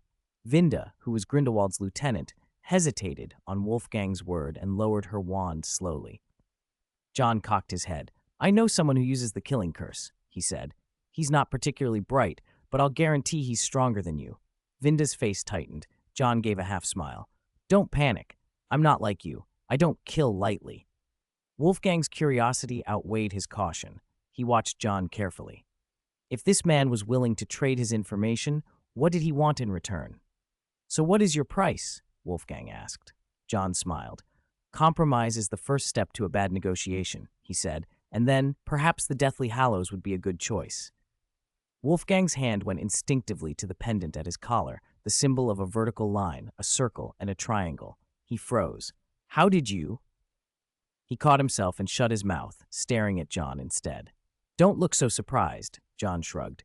Do you want an answer now? Wolfgang had no intention of bargaining away the Elder Wand. He studied John a long moment and then shook his head. Then we changed the terms. John sat up straighter and lightly tapped the rim of his wine glass. Frost crawled up the glass and a cold mist curled from it. I'll kill Dumbledore for you, he said evenly. That should be sincere enough. The room went still. Wolfgang searched John's face for any crack of doubt, but found only an indifferent calm. The audacity of the offer stunned him. Killing Dumbledore was no small claim. We'll need time to consider, Wolfgang said cautiously. John shrugged. As soon as his finger left the glass rim, the frost retreated and the wine returned to normal. Consider it carefully, he said. Then he stood and walked toward the door. Vinda moved as if to stop him, but John glanced over his shoulder. This is a wizarding gathering place, he said coldly. Do you want to start a war here? She kept her wand lowered. For now, they were all wanted. Until Grindelwald surfaced, they needed to keep a low profile. A public duel would invite French horrors and explanations they couldn't give. John left them. Champs-Élysées. John stood by the window, fingertips tracing the pale wood of his wand. Outside, the scent of elm trees drifted in. Sunlight slanted across the sill and lit the side of his white-haired face. He'd rented the flat at considerable expense. The landlady was a kindly older woman. Her husband had died 2 years earlier, and she supported her family alone. On the small table were 3 tightly wrapped envelopes. Each bore the Ouroboros, 3 letters whose success or failure would hinge on their delivery. John thought of Credence. He should be back from his tour soon. John placed a mountain lily into a vase. On a nearby chair sat a small gift box tied with a ribbon, a custom-made outfit meant for Credence, a farewell present. With a snap of his fingers, the 3 envelopes slid into John's pocket. Maybe he should use the city's historic post office, he thought. As he descended the stairs, the landlady opened her door. Madame Shiraz, a silver-haired Frenchwoman, smiled up at him. "My dear, where are you off to?" She had cut his rent in half when she saw he was young. It had been an act of charity, and John was grateful. He bowed slightly. "I'm going to a grand banquet, Madame Shiraz." "Oh, a banquet. Have a good time." She gave him a fond wave. "I left a little something for you. Thank you for your kindness these past months." John returned the wave. As she stepped back inside, her eye caught the mountain lily in the vase, and on it, a delicate diamond necklace glinted. John had placed it there. Madame Shiraz's eyes widened. "You truly are an elegant gentleman, Mr. Wick." In time, when brutal war came, that necklace would become a lifeline for Madame Shiraz's family. Ministry of Magic. The familiar, somber decor of the building pressed in like always.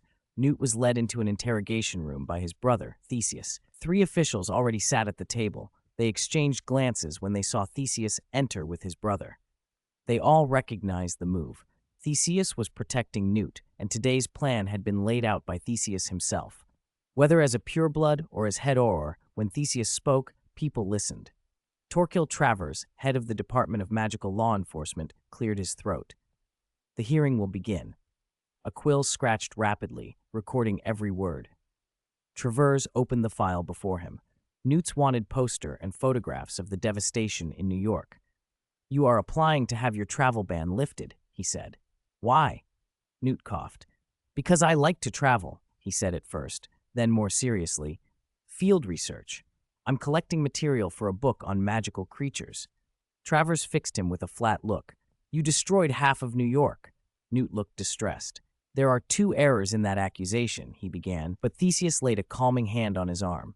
Guzman, a dark-skinned wizard who had come from America and had seen the aftermath, leaned forward. "Mr. Scamander, it is clear you find this frustrating," he said. "Frankly, so do we," Guzman added, glancing at Theseus with a thin smile as if holding back a wand-wielding impulse. "In the spirit of compromise, the committee will make a proposal." Newt stared at his brother. Theseus inclined his head, signaling Newt to listen. Reluctantly, Newt waited. Travers continued, "The committee is prepared to lift your travel ban on one condition." Spearman, another official, leaned forward with an expectant smile. "You join the Ministry of Magic," he said, "assigned to your brother's department." Theseus allowed himself the smallest upturn of the lips. Newt stiffened. After a moment, he forced a smile. "That won't work," he said. "I'm not cut out for Auror work. My talents lie elsewhere." His refusal was immediate and unhesitating. Theseus went expressionless again, neither surprised nor angry. Chapter 533. "Mr. Grimson, the magical world and the non-magical world have coexisted peacefully for over a century," said Grimson, the government official harmed by Grindelwald. "Grindelwald wants to destroy it all." "For some in our community, that ambition is very tempting," another voice replied. "Many pureblood wizards believe dominion is their birthright, that they were born to rule. Not just our world, but the non-magical world as well. They see Grindelwald as a hero, a face. Credence's appeared like a reflection in a puddle at the center of the round table. And Grindelwald sees this boy as the means to achieve everything." "I'm sorry," Newt said, frowning and smiling as if at an absurd joke. "You make it sound like Credence is still alive."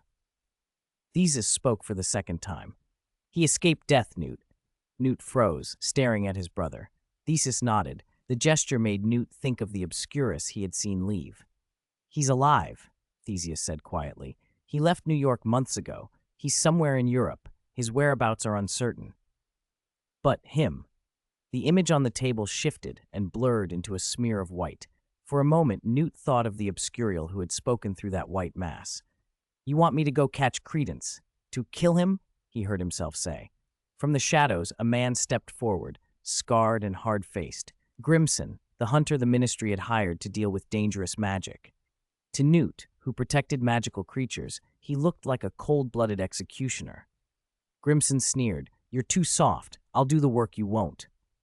The projection returned to Credence, and Grimson glanced at it with contempt. "Is that him?" Newt could not bear to share the room with that executioner another second. He stood up and moved for the door, only to find Travers rejecting his exit request. Theseus took a deep breath, shot a look at Grimson, who had moved into Newt's place, then fell into step beside his brother and steered him away. They met in the hallway. Newt, furious, insisted he was not a hunter like Grimson. Theseus had his own burdens.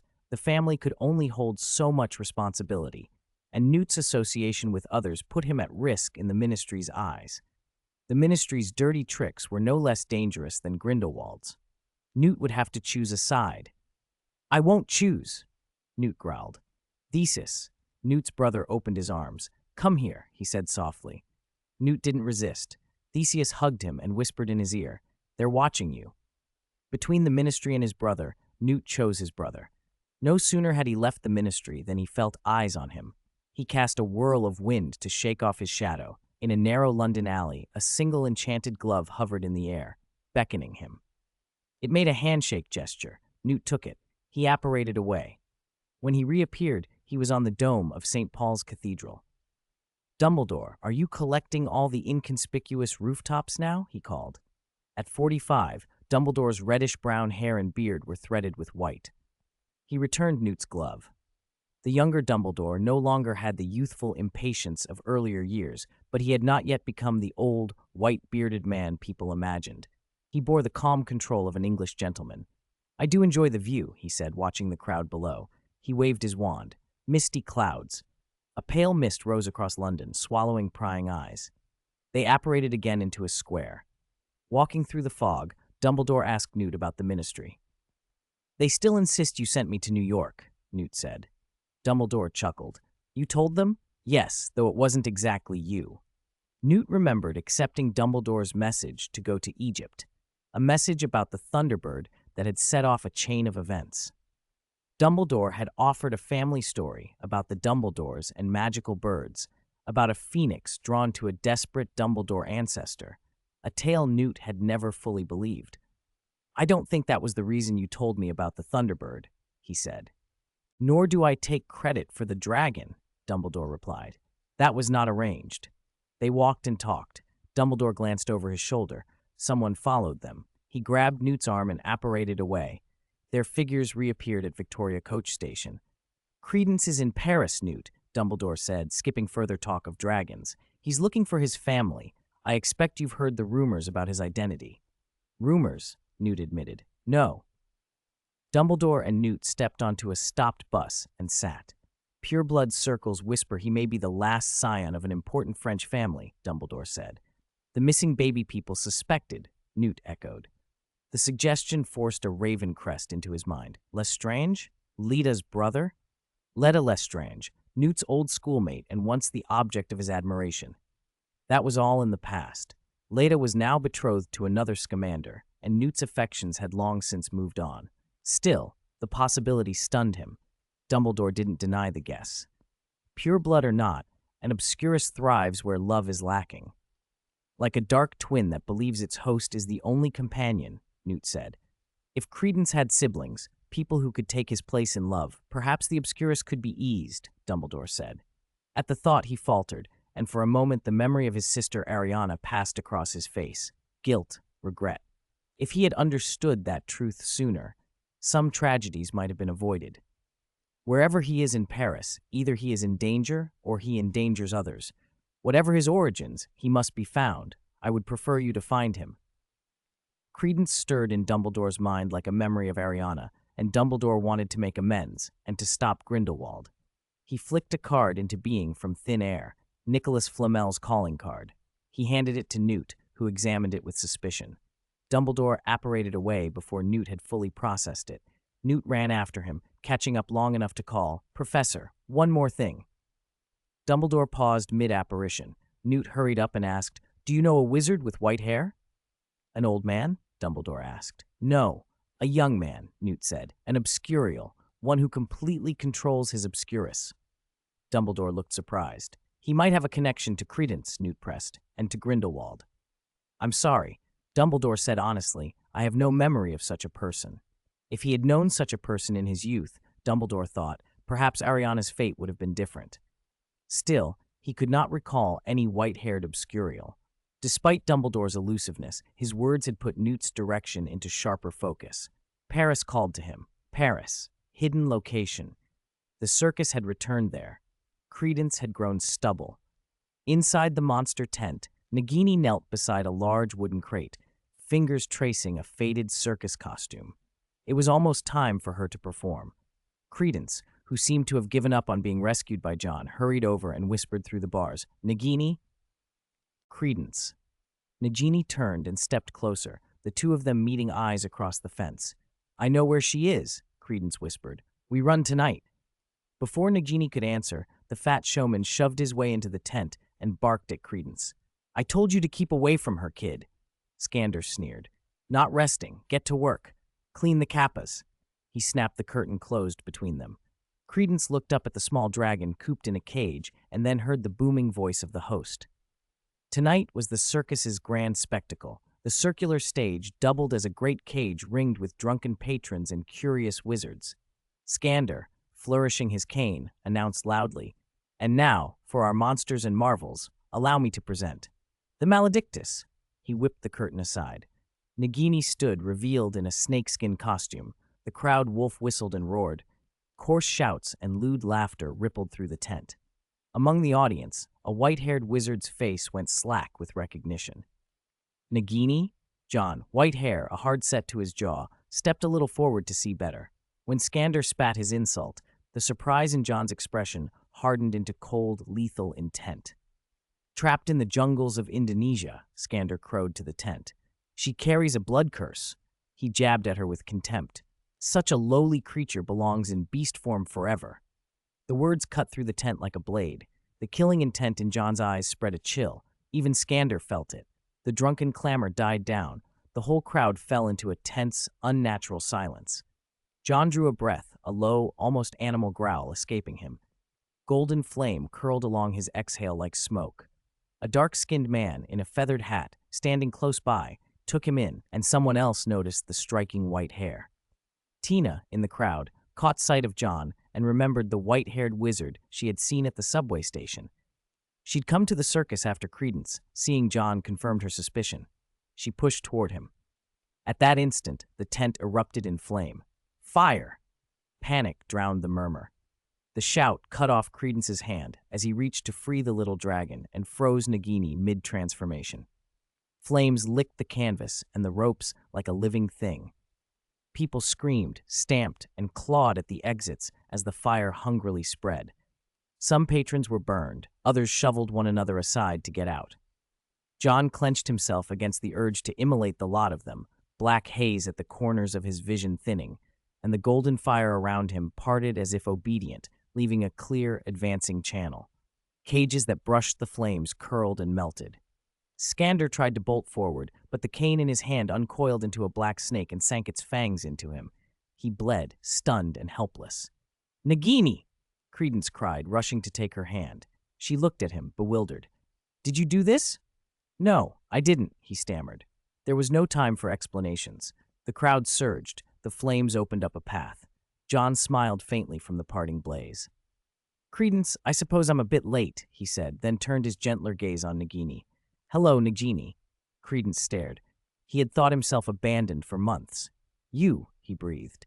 John shrugged with easy cruelty and a hint of irony. "A custom-made gift for you had me delayed." A small box appeared in John's hand and lifted, gliding toward Credence. Credence opened it to find a deep purple suit folded inside. "We should go," John said. He cocked his head as if he sensed someone trying to smother the fire outside bar. With a flick of his wand, the golden flames swirled into a roaring tornado that consumed the entire tent. The fire behaved unlike any ordinary blaze, more like fiend fire. Wherever it struck, it reduced everything to ash. Outside, Tina apparated and waved her wand wildly, but the blaze simply stripped the circus stands and crates to tinder. A gaunt Zhou Wu, bruised and emaciated, staggered from the wreckage. House elves were driven out. The flames spared them, but devoured irons, chains, and cages that had held the creatures. A hippogriff tore free and beat away, wings flapping furiously as it escaped the inferno. Skander, still pitching blood, could only watch as the property he'd built vanished. He shouted orders for his people to save whatever they could, but the flames drove them back. Then, as suddenly as it had escalated, the fire contracted around a small space and collapsed into a single point before vanishing. The circus lay ruined, with one kappa left splashing in a bathtub and scorch marks everywhere. Where the inferno had bitten most fiercely, words were seared into the dirt, "Lowly wizard." Skander swayed and nearly fainted. Tina staggered forward, staring at the scorched lettering, and demanded, voice shaking, "Who is the man with the maledictus?" Skander, dazed and reeling, managed to say, He's looking for his mother. He destroyed my circus." The words were barely intelligible before the blow hit him, and he slid unconscious. His staff scrambled to carry him away. Tina stood alone as the final embers died, the phrase burned into the ground like a verdict. Behind her, the dark-skinned man from earlier appeared out of the smoke. Later, in an abandoned building, the three of them stood inside a small, shabby room. John frowned at the narrow space and shot Credence an annoyed look. "This is the safe house you found?" Credence mumbled. "Yes. There isn't even a real bed, just a pile of boxes. How's Nagini supposed to sleep?" John scowled. Nagini and Credence exchanged a quick look. Nagini said softly, "I don't need a bed. You do." John was unyielding. He waved his wand. The boxes shimmered and transformed into a soft mattress. More gestures produced tables and chairs, then other comforts as if a private shop were unfolding in microcosm. The shabby room began to look like a proper home. "Is he the one you told me about?" Nagini whispered to Credence. "You said he was cold." Credence hesitated. "I don't know." Months had changed things. He wasn't sure what to expect. John had never mistreated his own. Still, the sudden kindness made Credence uneasy. "We can leave tonight," Credence offered. "I found the person who sent me to Second Salem." "Tomorrow." John lounged by the window, voice cool and dismissive.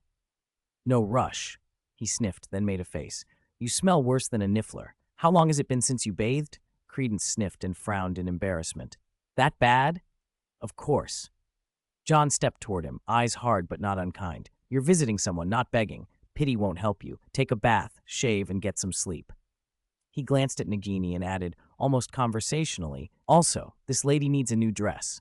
Credence looked from John to Nagini, nerves and gratitude mingling in his chest. Nagini's eyes met his. Neither of them spoke, but the decision was made. Chapter 535. As the four of them stared at one another, a white-haired man stepped between Credence and John. John fixed Credence with a look and said, "Don't you think you should excuse yourself when a lady is bathing?" "But there's no one bathing here," Credence began. Before he could finish, John flicked his wand and a bathtub appeared, followed by a few wooden panels that slid together to form a screen. Credence forced down the odd flutter in his chest. For reasons he couldn't name, it felt as if Nagini had been the one to strike a bargain with John. Night passed. Nagini woke in a soft bed she had never imagined she'd sleep in. The mattress yielded like cotton beneath her fingers.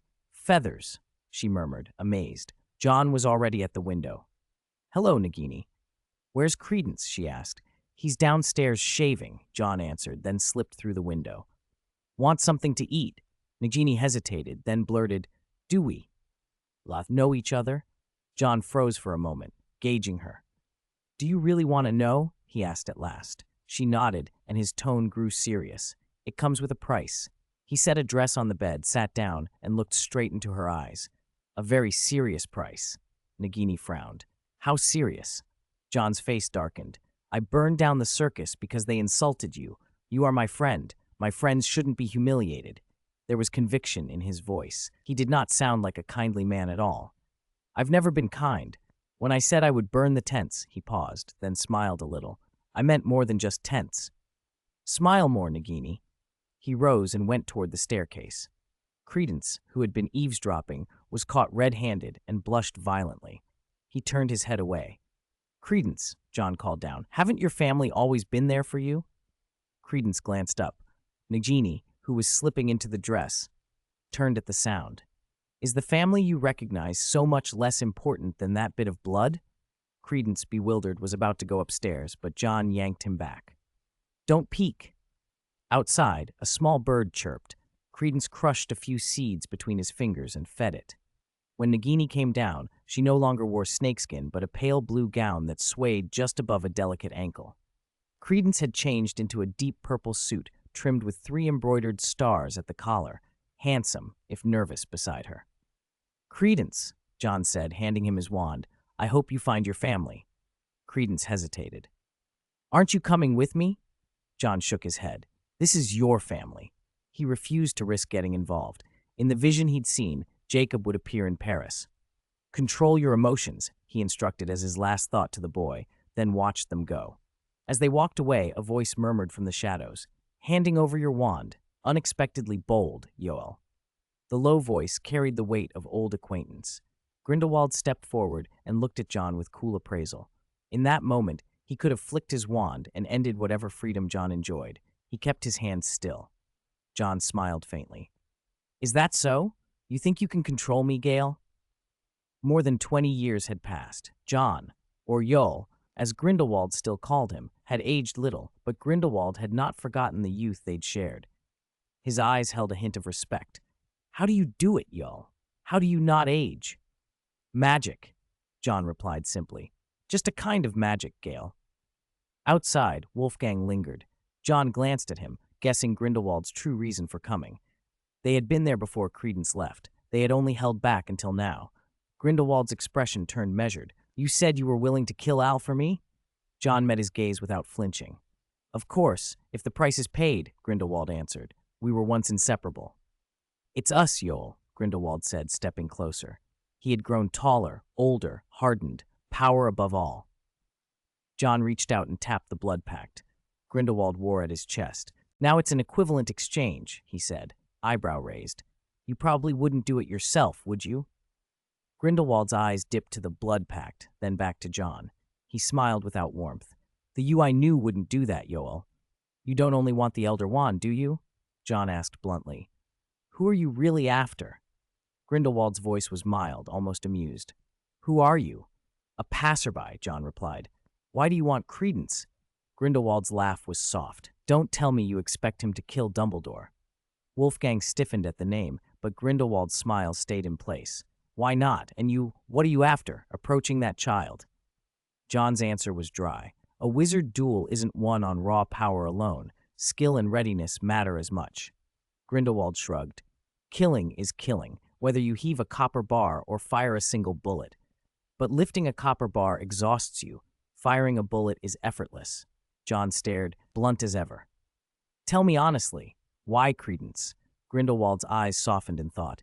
"He can't kill Dumbledore in a straight fight, but his potential." "Potential?" John cut him off. "How long do you think he'll live? 3 years? 5? 10? Do you think he'll grow old enough to meet Dumbledore on equal terms?" Grindelwald regarded him for a long moment. "His origin matters." He nodded toward the little bird that hopped near Credence. "Did you notice the bird beside him?" John's breath hitched. "Don't tell me. Dumbledore's son?" Grindelwald did not answer. John let out a tired sigh and looked up at the night sky. "Why do you always have to torment Dumbledore's unfortunate children?" The remark pulled at some memory in Grindelwald, and for a moment his composure slipped. He looked at John and asked softly, "In 1899, if I had stayed, what would you have done?" "You won't have an answer," John said. "History has no ifs." He opened the door without ceremony. "If you're not here to make a deal, leave." Grindelwald turned and walked away without another word. Wolfgang, surprised, asked, "Aren't we going to act now?" "No need," Grindelwald replied from the street. He looked back once. "He won't interfere. He's just a passerby." Wolfgang had long ago grown used to his leader's enigmas. He kept his silence so as not to reveal he did not understand. Grindelwald drew a slow breath. "I've seen enough for now, Yoel. We should go and see if that boy can stand the test." They melted into the night. John watched them go from the stairwell, the shadows swallowing their figures as they disappeared down the street. Dumbledore. John closed his eyes, turning the thought over. Albus Dumbledore wouldn't have a son. If the child were Albus's, Grindelwald would already be attacking Hogwarts. That left another member of the Dumbledore family. At this generation, the father would be long gone. There was only one other possibility, the Goat Boy. When he opened his eyes, John noticed a landlady he'd never seen before in the Hog's Head. "Did you find him, Grindelwald?" he asked softly. Grindelwald's smile was satisfied. Even if John suspected Grindelwald was setting a trap for Credence, he couldn't and wouldn't interfere. He was too clever for that. John had already noticed that Credence didn't belong to this world in the usual way. That made Grindelwald bold. He wanted John to watch the work he intended to do. He taunted Nagini with a cold, almost intimate curiosity. "Nagini, is this how you gradually become a snake?" Credence, helpless and confused, could guess what would come next. He had been targeted by Grindelwald. Nagini, the memory came back in fragments. The first time Credence met Irma Dugard, she was already old and resigned. She was a half-blood witch, certainly not his mother. "I am not your mother," she said, smiling faintly as she looked him over. "I am only a servant. You were a beautiful baby then, and now you're a handsome young man. I've missed you." Credence's heart tightened. The wand in his pocket gave off a faint glow. "Why? Why didn't they want me?" he asked. Nagini felt the tremor in his chest and squeezed his hand. "Why is your name on the adoption papers?" she asked, as puzzled as he was. There were too many questions. Credence needed answers. Why had his family abandoned him? What had he done to deserve that? Nagini, a maledictus, sensed the danger before anything else. She had lost much, but she had also gained a knack for warning, a hunter's sense for the approach of a predator. Neither Credence nor Irma noticed the shadow closing in. Irma's voice was quiet, almost resigned. "I gave you to Mrs. Barebone because she seemed the most able to care for you." Before Credence could press further, a figure stepped through a tear in the darkness. Grimson, the Ministry's hired hunter, did not hesitate. A green jet lanced from his wand and tore through the attic. There was the thud of a body. Credence vanished, and Nagini cried out. Grimson thought he had succeeded, but when he looked up, black smoke swirled across the loft's rafters. Irma had fallen. Credence, consumed by grief and rage, erupted into an obscurus and struck down from above. Grimson's shield charm sprang up in a perfect hemisphere and held. Even the dense, bullet-like lashings of the obscurus could not tear it. Credence smashed through the attic roof and lunged for Grimson, but the hunter smiled and apparated away. Credence reverted to human form beside a dead servant.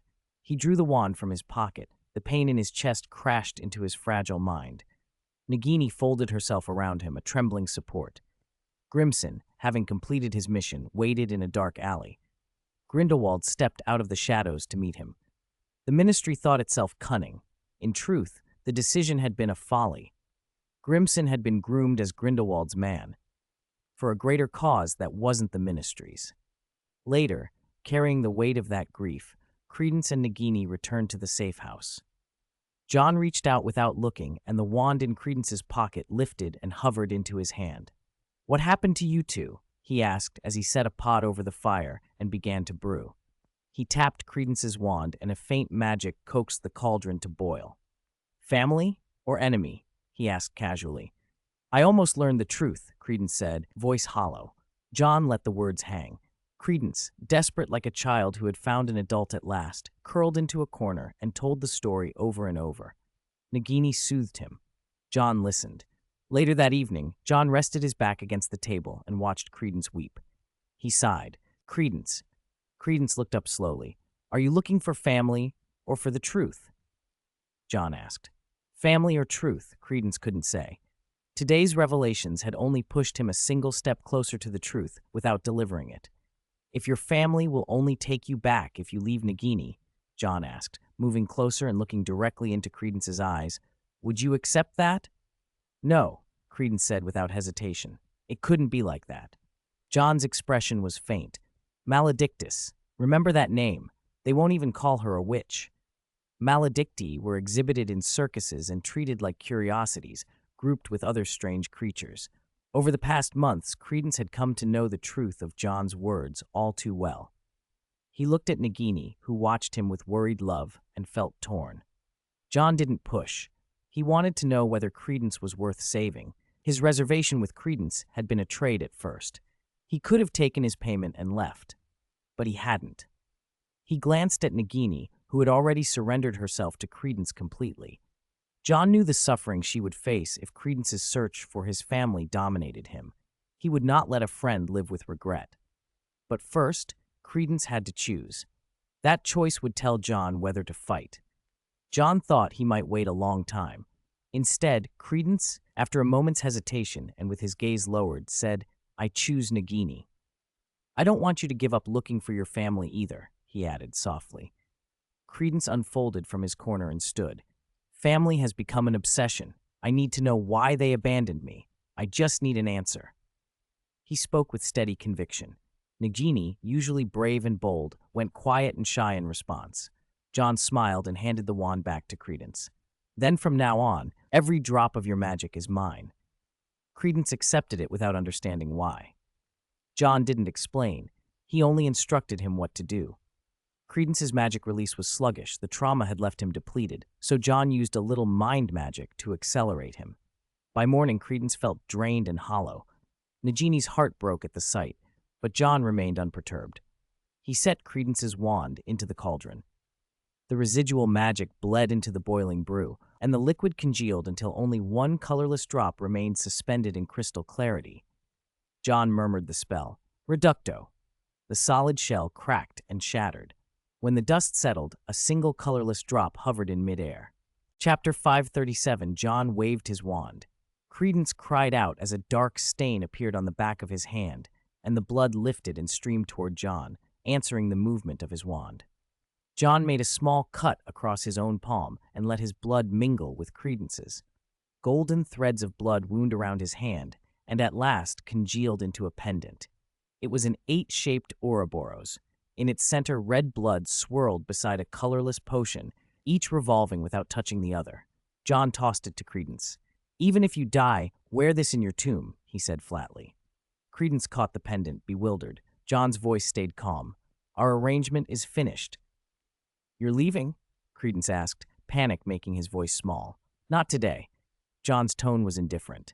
He still meant to go, just not this day. Credence's shoulders sagged.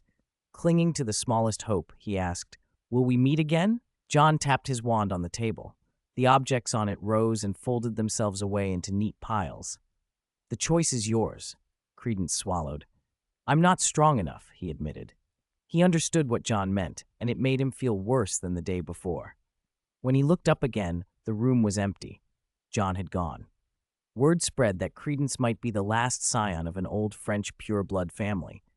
People spoke it as rumor. Even Dumbledore allowed himself to be persuaded. So Travers, head of the Department of Magical Law Enforcement, arrived at Hogwarts with Aurors in tow to find Dumbledore.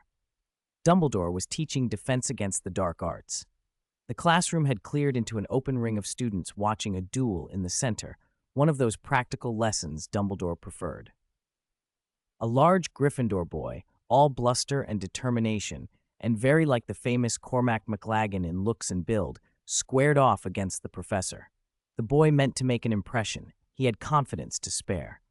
Dumbledore had a reserve that made him more formidable than any match. In a heartbeat, the student was sent skidding halfway across the classroom and landed on a soft sofa Dumbledore had conjured for the purpose. The boy's stunned, comic expression set the room laughing. The door banged open. Travers strode in flanked by Theseus, Leda, and several Aurors. A female professor nearby snapped at him for the interruption. Travers sniffed. "I am head of the Department of Magical Law Enforcement. I go where I like." His voice carried. "Everyone out." If this had been anywhere else, those words might have cleared the room. But this was Dumbledore's classroom, and few things at Hogwarts carried more authority. The students stayed put until Dumbledore said, "Please, everyone, follow the professor out." Only the big Gryffindor hesitated. He shot Travers a look and said, "He's our best professor." "Thank you, McLaggen," Dumbledore replied quietly. Travers bristled. "Get out," he snapped, overriding the boy's defiance. McLaggen complied, but Travers's glare at Dumbledore was full of thinly veiled contempt. One man, one professor, had stirred the students to protect him against the Ministry's orders. Travers' purpose sharpened. He did not waste time. "Newt Scamander is in Paris," he announced. Dumbledore lifted his eyebrows as if hearing new information. "Is he?" "Don't play coy," Travers cut him off. "I know you sent him." "If you had the pleasure of teaching Newt," Dumbledore said, "you would know he is not a man fond of taking orders." The remark irritated Travers. He pulled a small book from his cloak, tossed it to Dumbledore, and gestured for him to open it. "Have you read the prophecies of Tycho Dodonis?" "Many years ago," Dumbledore replied, flipping the pages with that casualness that made some people think him impenetrable. Travers' mouth tightened. "Son cruelly banished, daughter deeply despairing," he read aloud. "It said that refers to an obscurial. The rumor is Grindelwald wants one, a follower of noble birth." Dumbledore didn't argue. He let the silence hang. Travers went on, hot with accusation.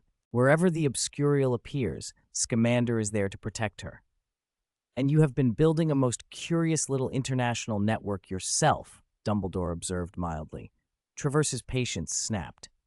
"You can feign ignorance all you like, Dumbledore, but we are not blind to what you and your circle are doing. Whatever your intentions, the Ministry will not be manipulated." Dumbledore's voice was steady and firm. "Our goal is the same, to defeat Grindelwald. Heavy-handed suppression will only drive people into his arms." "I don't need lectures," Travers barked. "I want a wizard who can stand up to Grindelwald." "Then do it," Dumbledore said softly, "if you are so sure of your judgment." Travers' expression hardened. He let images ripple into being, frozen dynamical photographs of a young Dumbledore standing very close to a young Grindelwald. The two men looked at each other with an intimacy that startled even the Aurors. Theseus, catching a glimpse, went pale.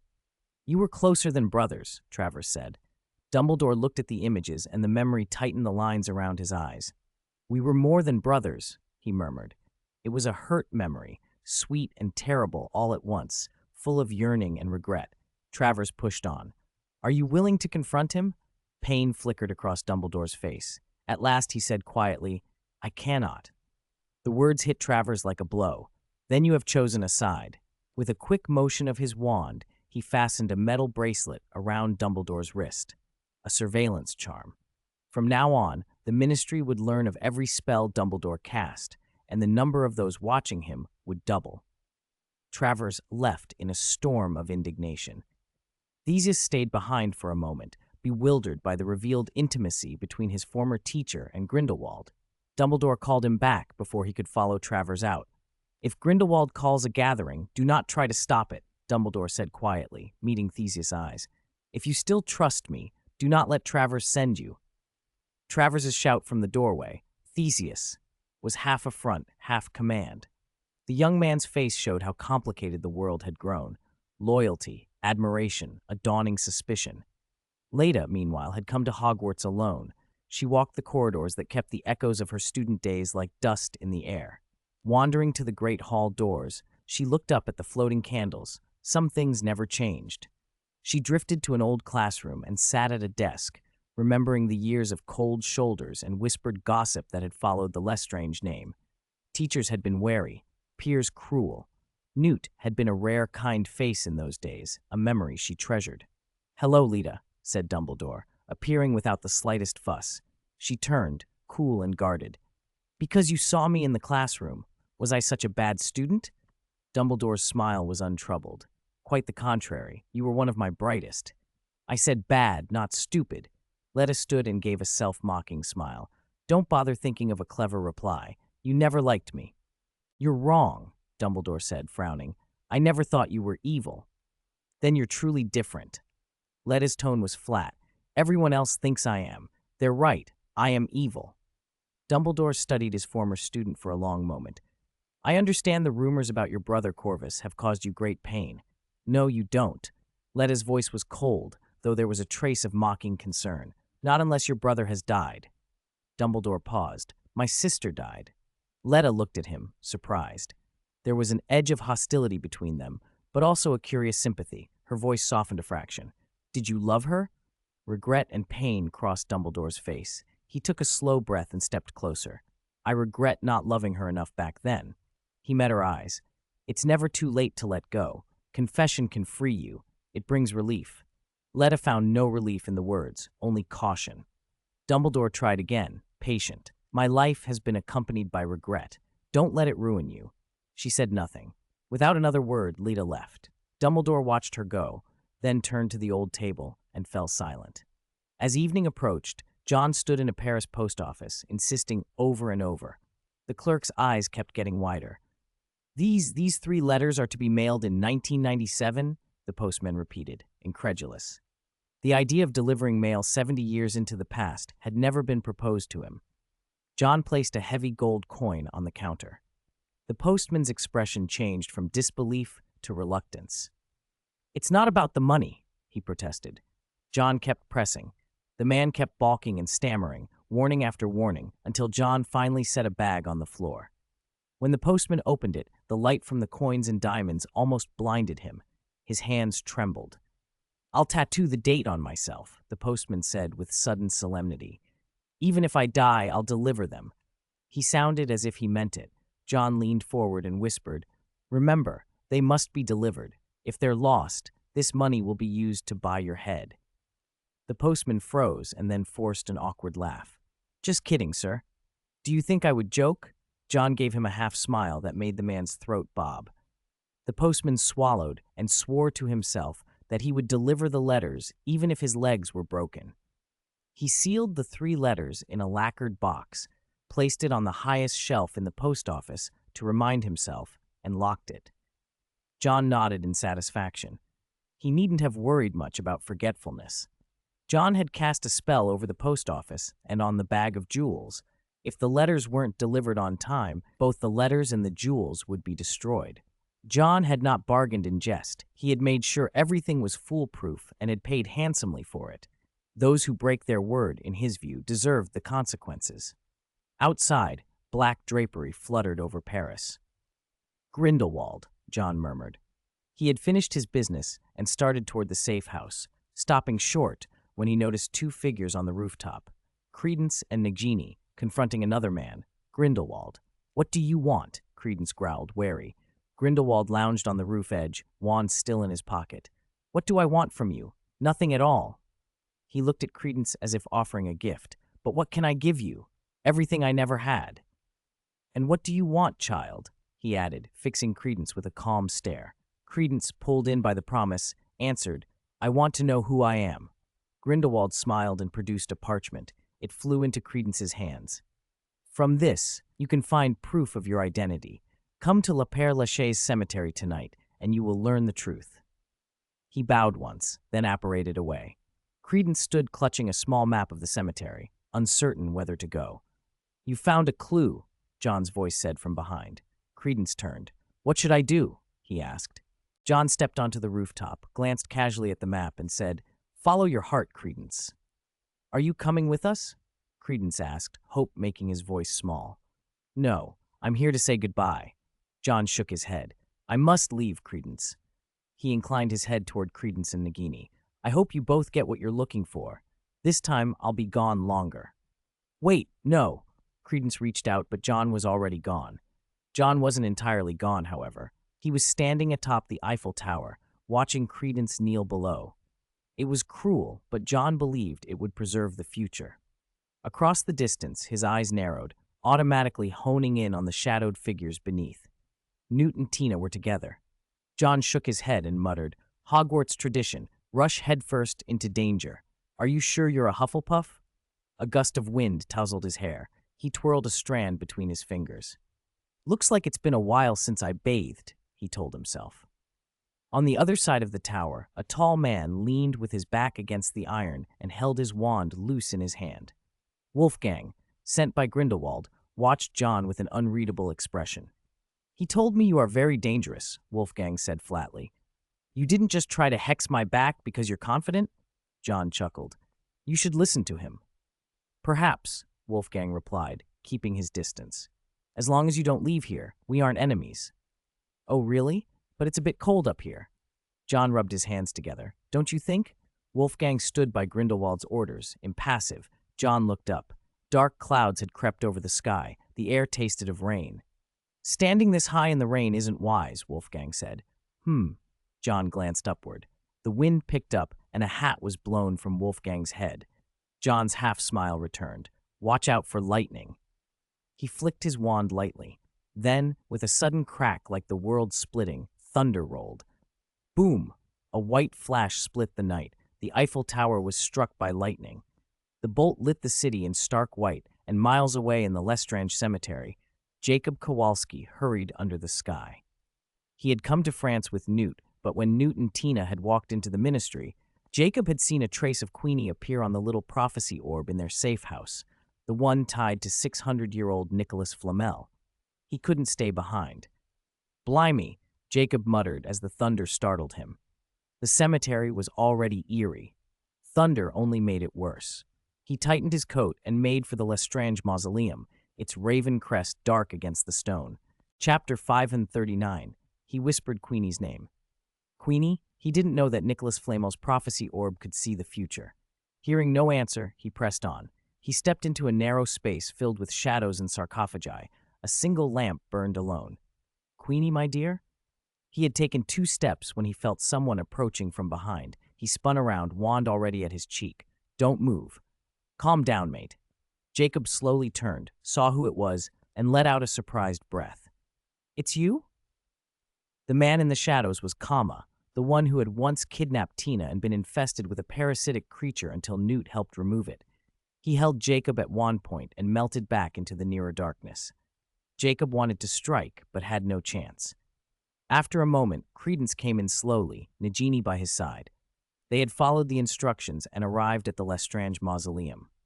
Around them, the great tomb of the Lestrange family loomed, its statues and plaques watching like mute witnesses. Credence stared hard. Could the truth of his origins, the one he had chased so desperately, finally be revealed here? Look out, Nagini hissed and immediately shifted into snake form, darting toward the shadows. From those shadows, Yusuf raised his wand, aiming for Credence. He had been forced, on his father's deathbed, by an oath he could not break, to kill Lestrange's most treasured possession, the one who had taken his mother. Get away, move, clear the way. Yusuf roared as Nagini blocked his line of fire. Then I'll just kill you first, and then Corvus. At that moment, the others who had escaped the ministry through Zhou arrived. Leda had met Newt at the ministry. While Newt and Tina were comforting Zhou, she slipped away and ran to the mausoleum. Seeing Yusuf there threw her into turmoil. Stop! Yusuf turned at the voice. For a heartbeat, he thought he saw his mother step forward. It was Leda, his half-sister, and the resemblance to their mother was undeniable. Is it really you? My little sister? Newt and Tina pushed in. They too noticed the commotion. Credence, watching it all, was bewildered. He's your brother? Then who am I? He still clung to the question of his origin. Although he had chosen to stand with Nagini, the obsession with his past gnawed at him. Leda looked at the boy, everyone had assumed to be the last Lestrange heir, and shook her head with pity. I don't know. I'm tired of being nameless, of having no past, Credence said, stepping toward Yusuf. Tell me where I come from, and then you can finish me. No, Credence, Nagini snapped, shifting back into human form and grabbing his arm. Have you forgotten what he told you? Credence hesitated. Yusuf glanced at them and slowly lowered his wand. Your origin is tied to our past, he said to Leda. Our fates are twisted together. Pieces of a story unfolded. 2 families, Kama and Lestrange, 2 generations entangled, a woman's life at the center. Mustafa Kama and the elder Corvus Lestrange had nursed an undying hatred over Lorena, the woman who had borne both Yusuf and Leda. There was the fury of a stolen wife, vengeance for a murdered mother, and the unbreakable vow Yusuf had been coerced into taking on his father's deathbed. One by one, the family secrets came out. Leda opened the Lestrange family tree and exposed the dirt-caked branches. Only men were formally recorded. Women were indicated only with flowers. Yusuf wanted to revenge the past, but Leda told him that Corvus Lestrange was already dead. He had died on a ship long ago because of something Leda had done when she was very young. She had swapped infants, switching Corvus with another baby. When the ship wrecked, there were 2 lifeboats, one eventually carrying Leda, the other carrying the swapped infant. Waves smashed the second boat, and everyone on it perished, including the child. The branch marked Corvus Lestrange on the family tree had once been entwined with orchids. Those flowers had finally withered and died. Credence had never imagined the answer to his search would be like this. He felt utterly lost. "Letta, do you know Credence's true identity?" Tina asked. "Did you know when you swapped the children?" "I don't know," Letta said, meeting Credence's eyes with a look of apology. Credence sagged. Nagini gripped his hand, frightened and protective. Then a gap opened in the mausoleum wall. The group all turned toward a stairway leading down, and the murmur of many voices rose from below. Jacob dashed toward it. "Queenie?" He ran down. Newt and Tina followed. Letta glanced at Yusuf and hurried after Newt. Yusuf rushed to keep up. "Let's go down," Credence said. Grindelwald had gone to great lengths to bring them here. Credence's obsession had drawn him to descend. Nagini stayed at his side. Beneath the surface lay an underground amphitheater. Thousands of witches and wizards packed the space, a restless, buzzing crowd. Raven statues guarded the chamber. Grindelwald's people kept order at the edges. The flow of bodies carried the group forward. They were surrounded by purebloods whose presence made it plain whose influence this was. Even if every pureblood there didn't agree with Grindelwald, he could still marshal thousands to his cause. "This place is full of pureblood wizards who think killing people like us is sport," Nagini whispered, sensing the danger and trying to pull Credence away. Credence kept moving. Nagini had no choice but to follow. They felt utterly out of place among the sea of haughty faces, but she couldn't bring herself to abandon him. Jacob found Queenie, but she was not herself. Grindelwald had gotten to her, and she seemed to be listening, mesmerized. Tina, as an Auror, realized instantly it was a trap. Newt understood too. Everything had been designed to lure them here. Grindelwald's men sealed the exits. The lights dimmed. The crowd roared as Grindelwald himself appeared. Chapter 555. Hello, Gas Stove. A figure had stepped into the Lestrange mausoleum earlier. "To have someone delay me? Was that your purpose?" he murmured. John scanned the room and then said, under his breath, "Lestrange." He had arrived ahead of them, but kept himself hidden, ostensibly absent. When he saw Yusuf ready to act against Nagini, he had already readied his wand, though in the end he never had to use it. The commotion made him suspect the Lestrange family itself would be involved somehow. "No matter when, Lestrange is always a problem," he muttered and moved toward the stairs. As he walked, the black in his hair deepened, making him less conspicuous in the dim light.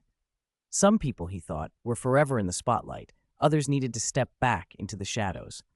Above, Grindelwald walked out onto a stage, and the thousands of wizards in the amphitheater cheered his name. They were ecstatic. Under relentless indoctrination, many in Europe had come to regard him as a savior, an avatar of wizarding supremacy. He took the stage like a demagogue, like a rock star, and for a moment the crowd threatened to lose itself completely. Then, with a single gesture, Grindelwald calmed them. "My brothers, my sisters, my friends," he began, strolling across the platform as if addressing old comrades rather than a rapt audience. "Such thunderous applause should not be for me." He paused at the lip of the stage, looking down at the sea of faces. "It should be for yourselves." Queenie listened as if spellbound. Jacob, forced to sit in the crowd, trembled with fear as the supremacist words he had dreaded began to take shape. Yusuf Kama watched with suspicion. Credence stared at the dazzling figure of Grindelwald and felt the pull of it, while Nagini tightened her hold on his arm.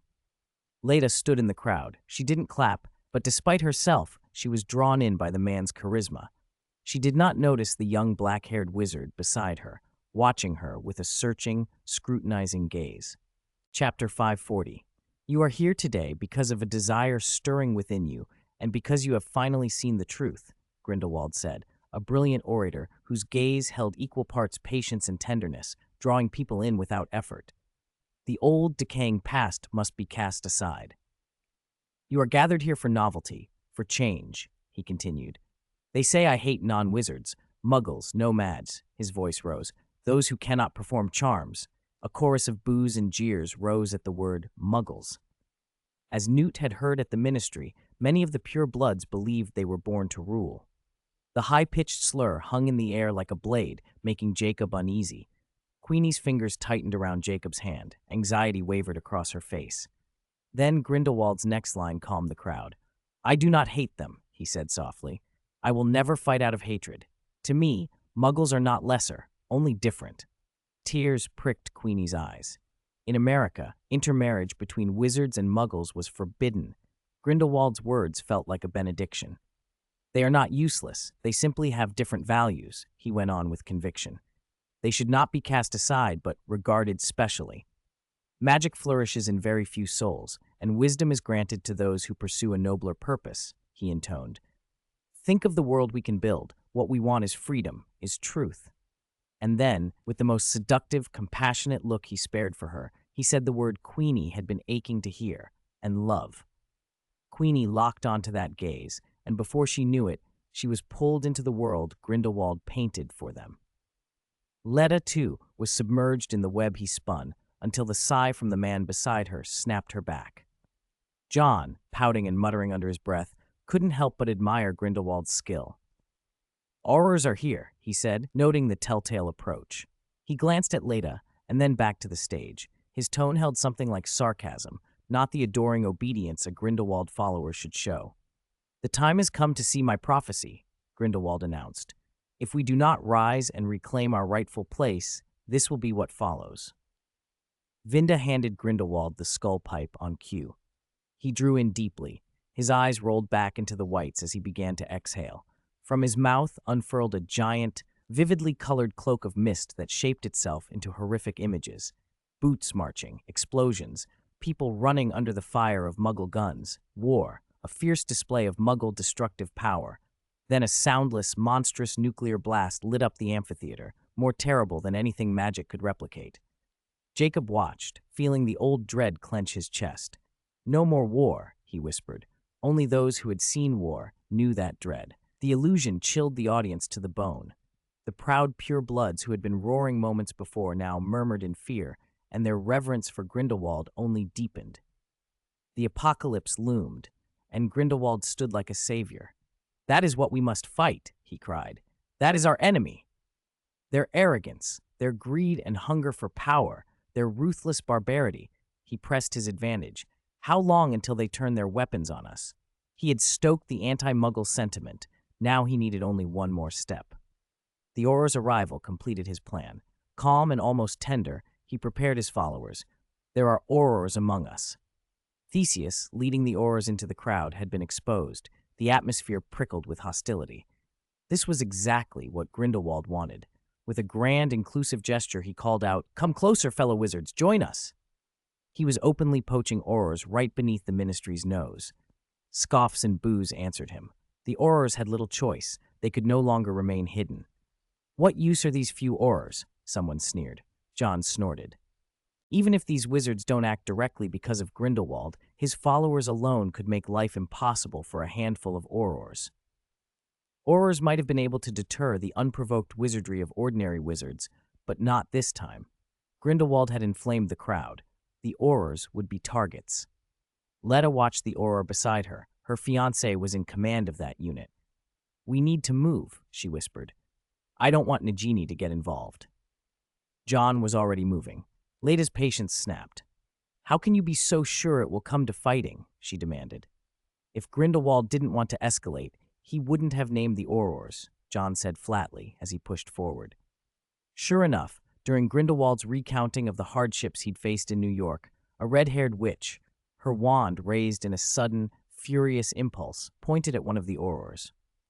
This was not Imperio, nor a trap set by Grindelwald, just a woman provoked beyond reason. The Auror she had aimed at had, until recently, lost a dear friend. Without thinking, a fatal green light leapt from his wand. "No!" Grindelwald shouted, trying to stop it, but he did not raise his own wand. The green light struck the witch. She collapsed. Screams tore through the amphitheater. Grindelwald swept forward and cradled her, his voice overflowing with feigned compassion. "Send this brave soul home to her family."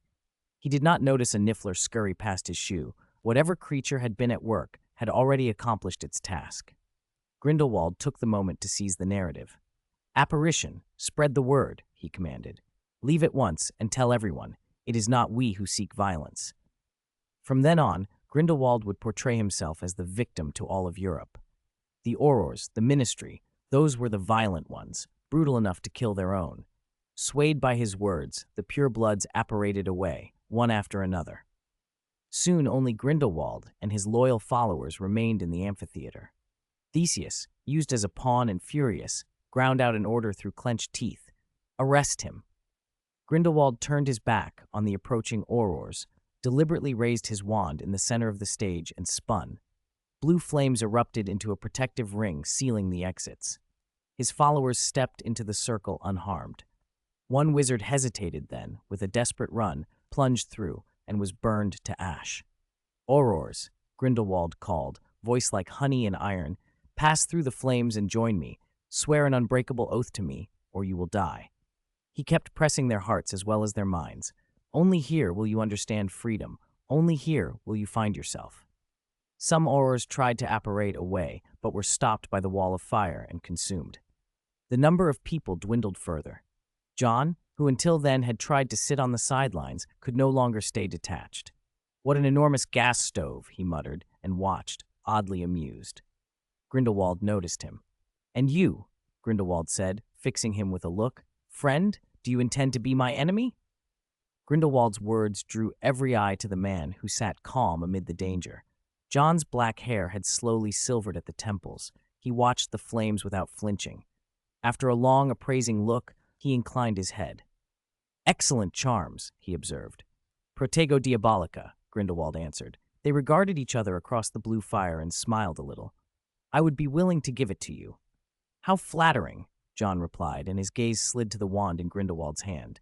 He spoke quietly, deliberately. The Elder Wand? Yes, I have it now, Grindelwald said, stroking the wand. You cannot go back. Why not join me? He looked over at Credence, who watched with a mixture of awe and yearning. He desires it as well, Grindelwald added, voice warm with triumph. I have no objection to his wishes, John said, meeting Grindelwald's eyes. You may continue, but on one condition. Do not harm innocents. You're as proud as ever, Grindelwald said with a smile. Do you really think he won't bend to me?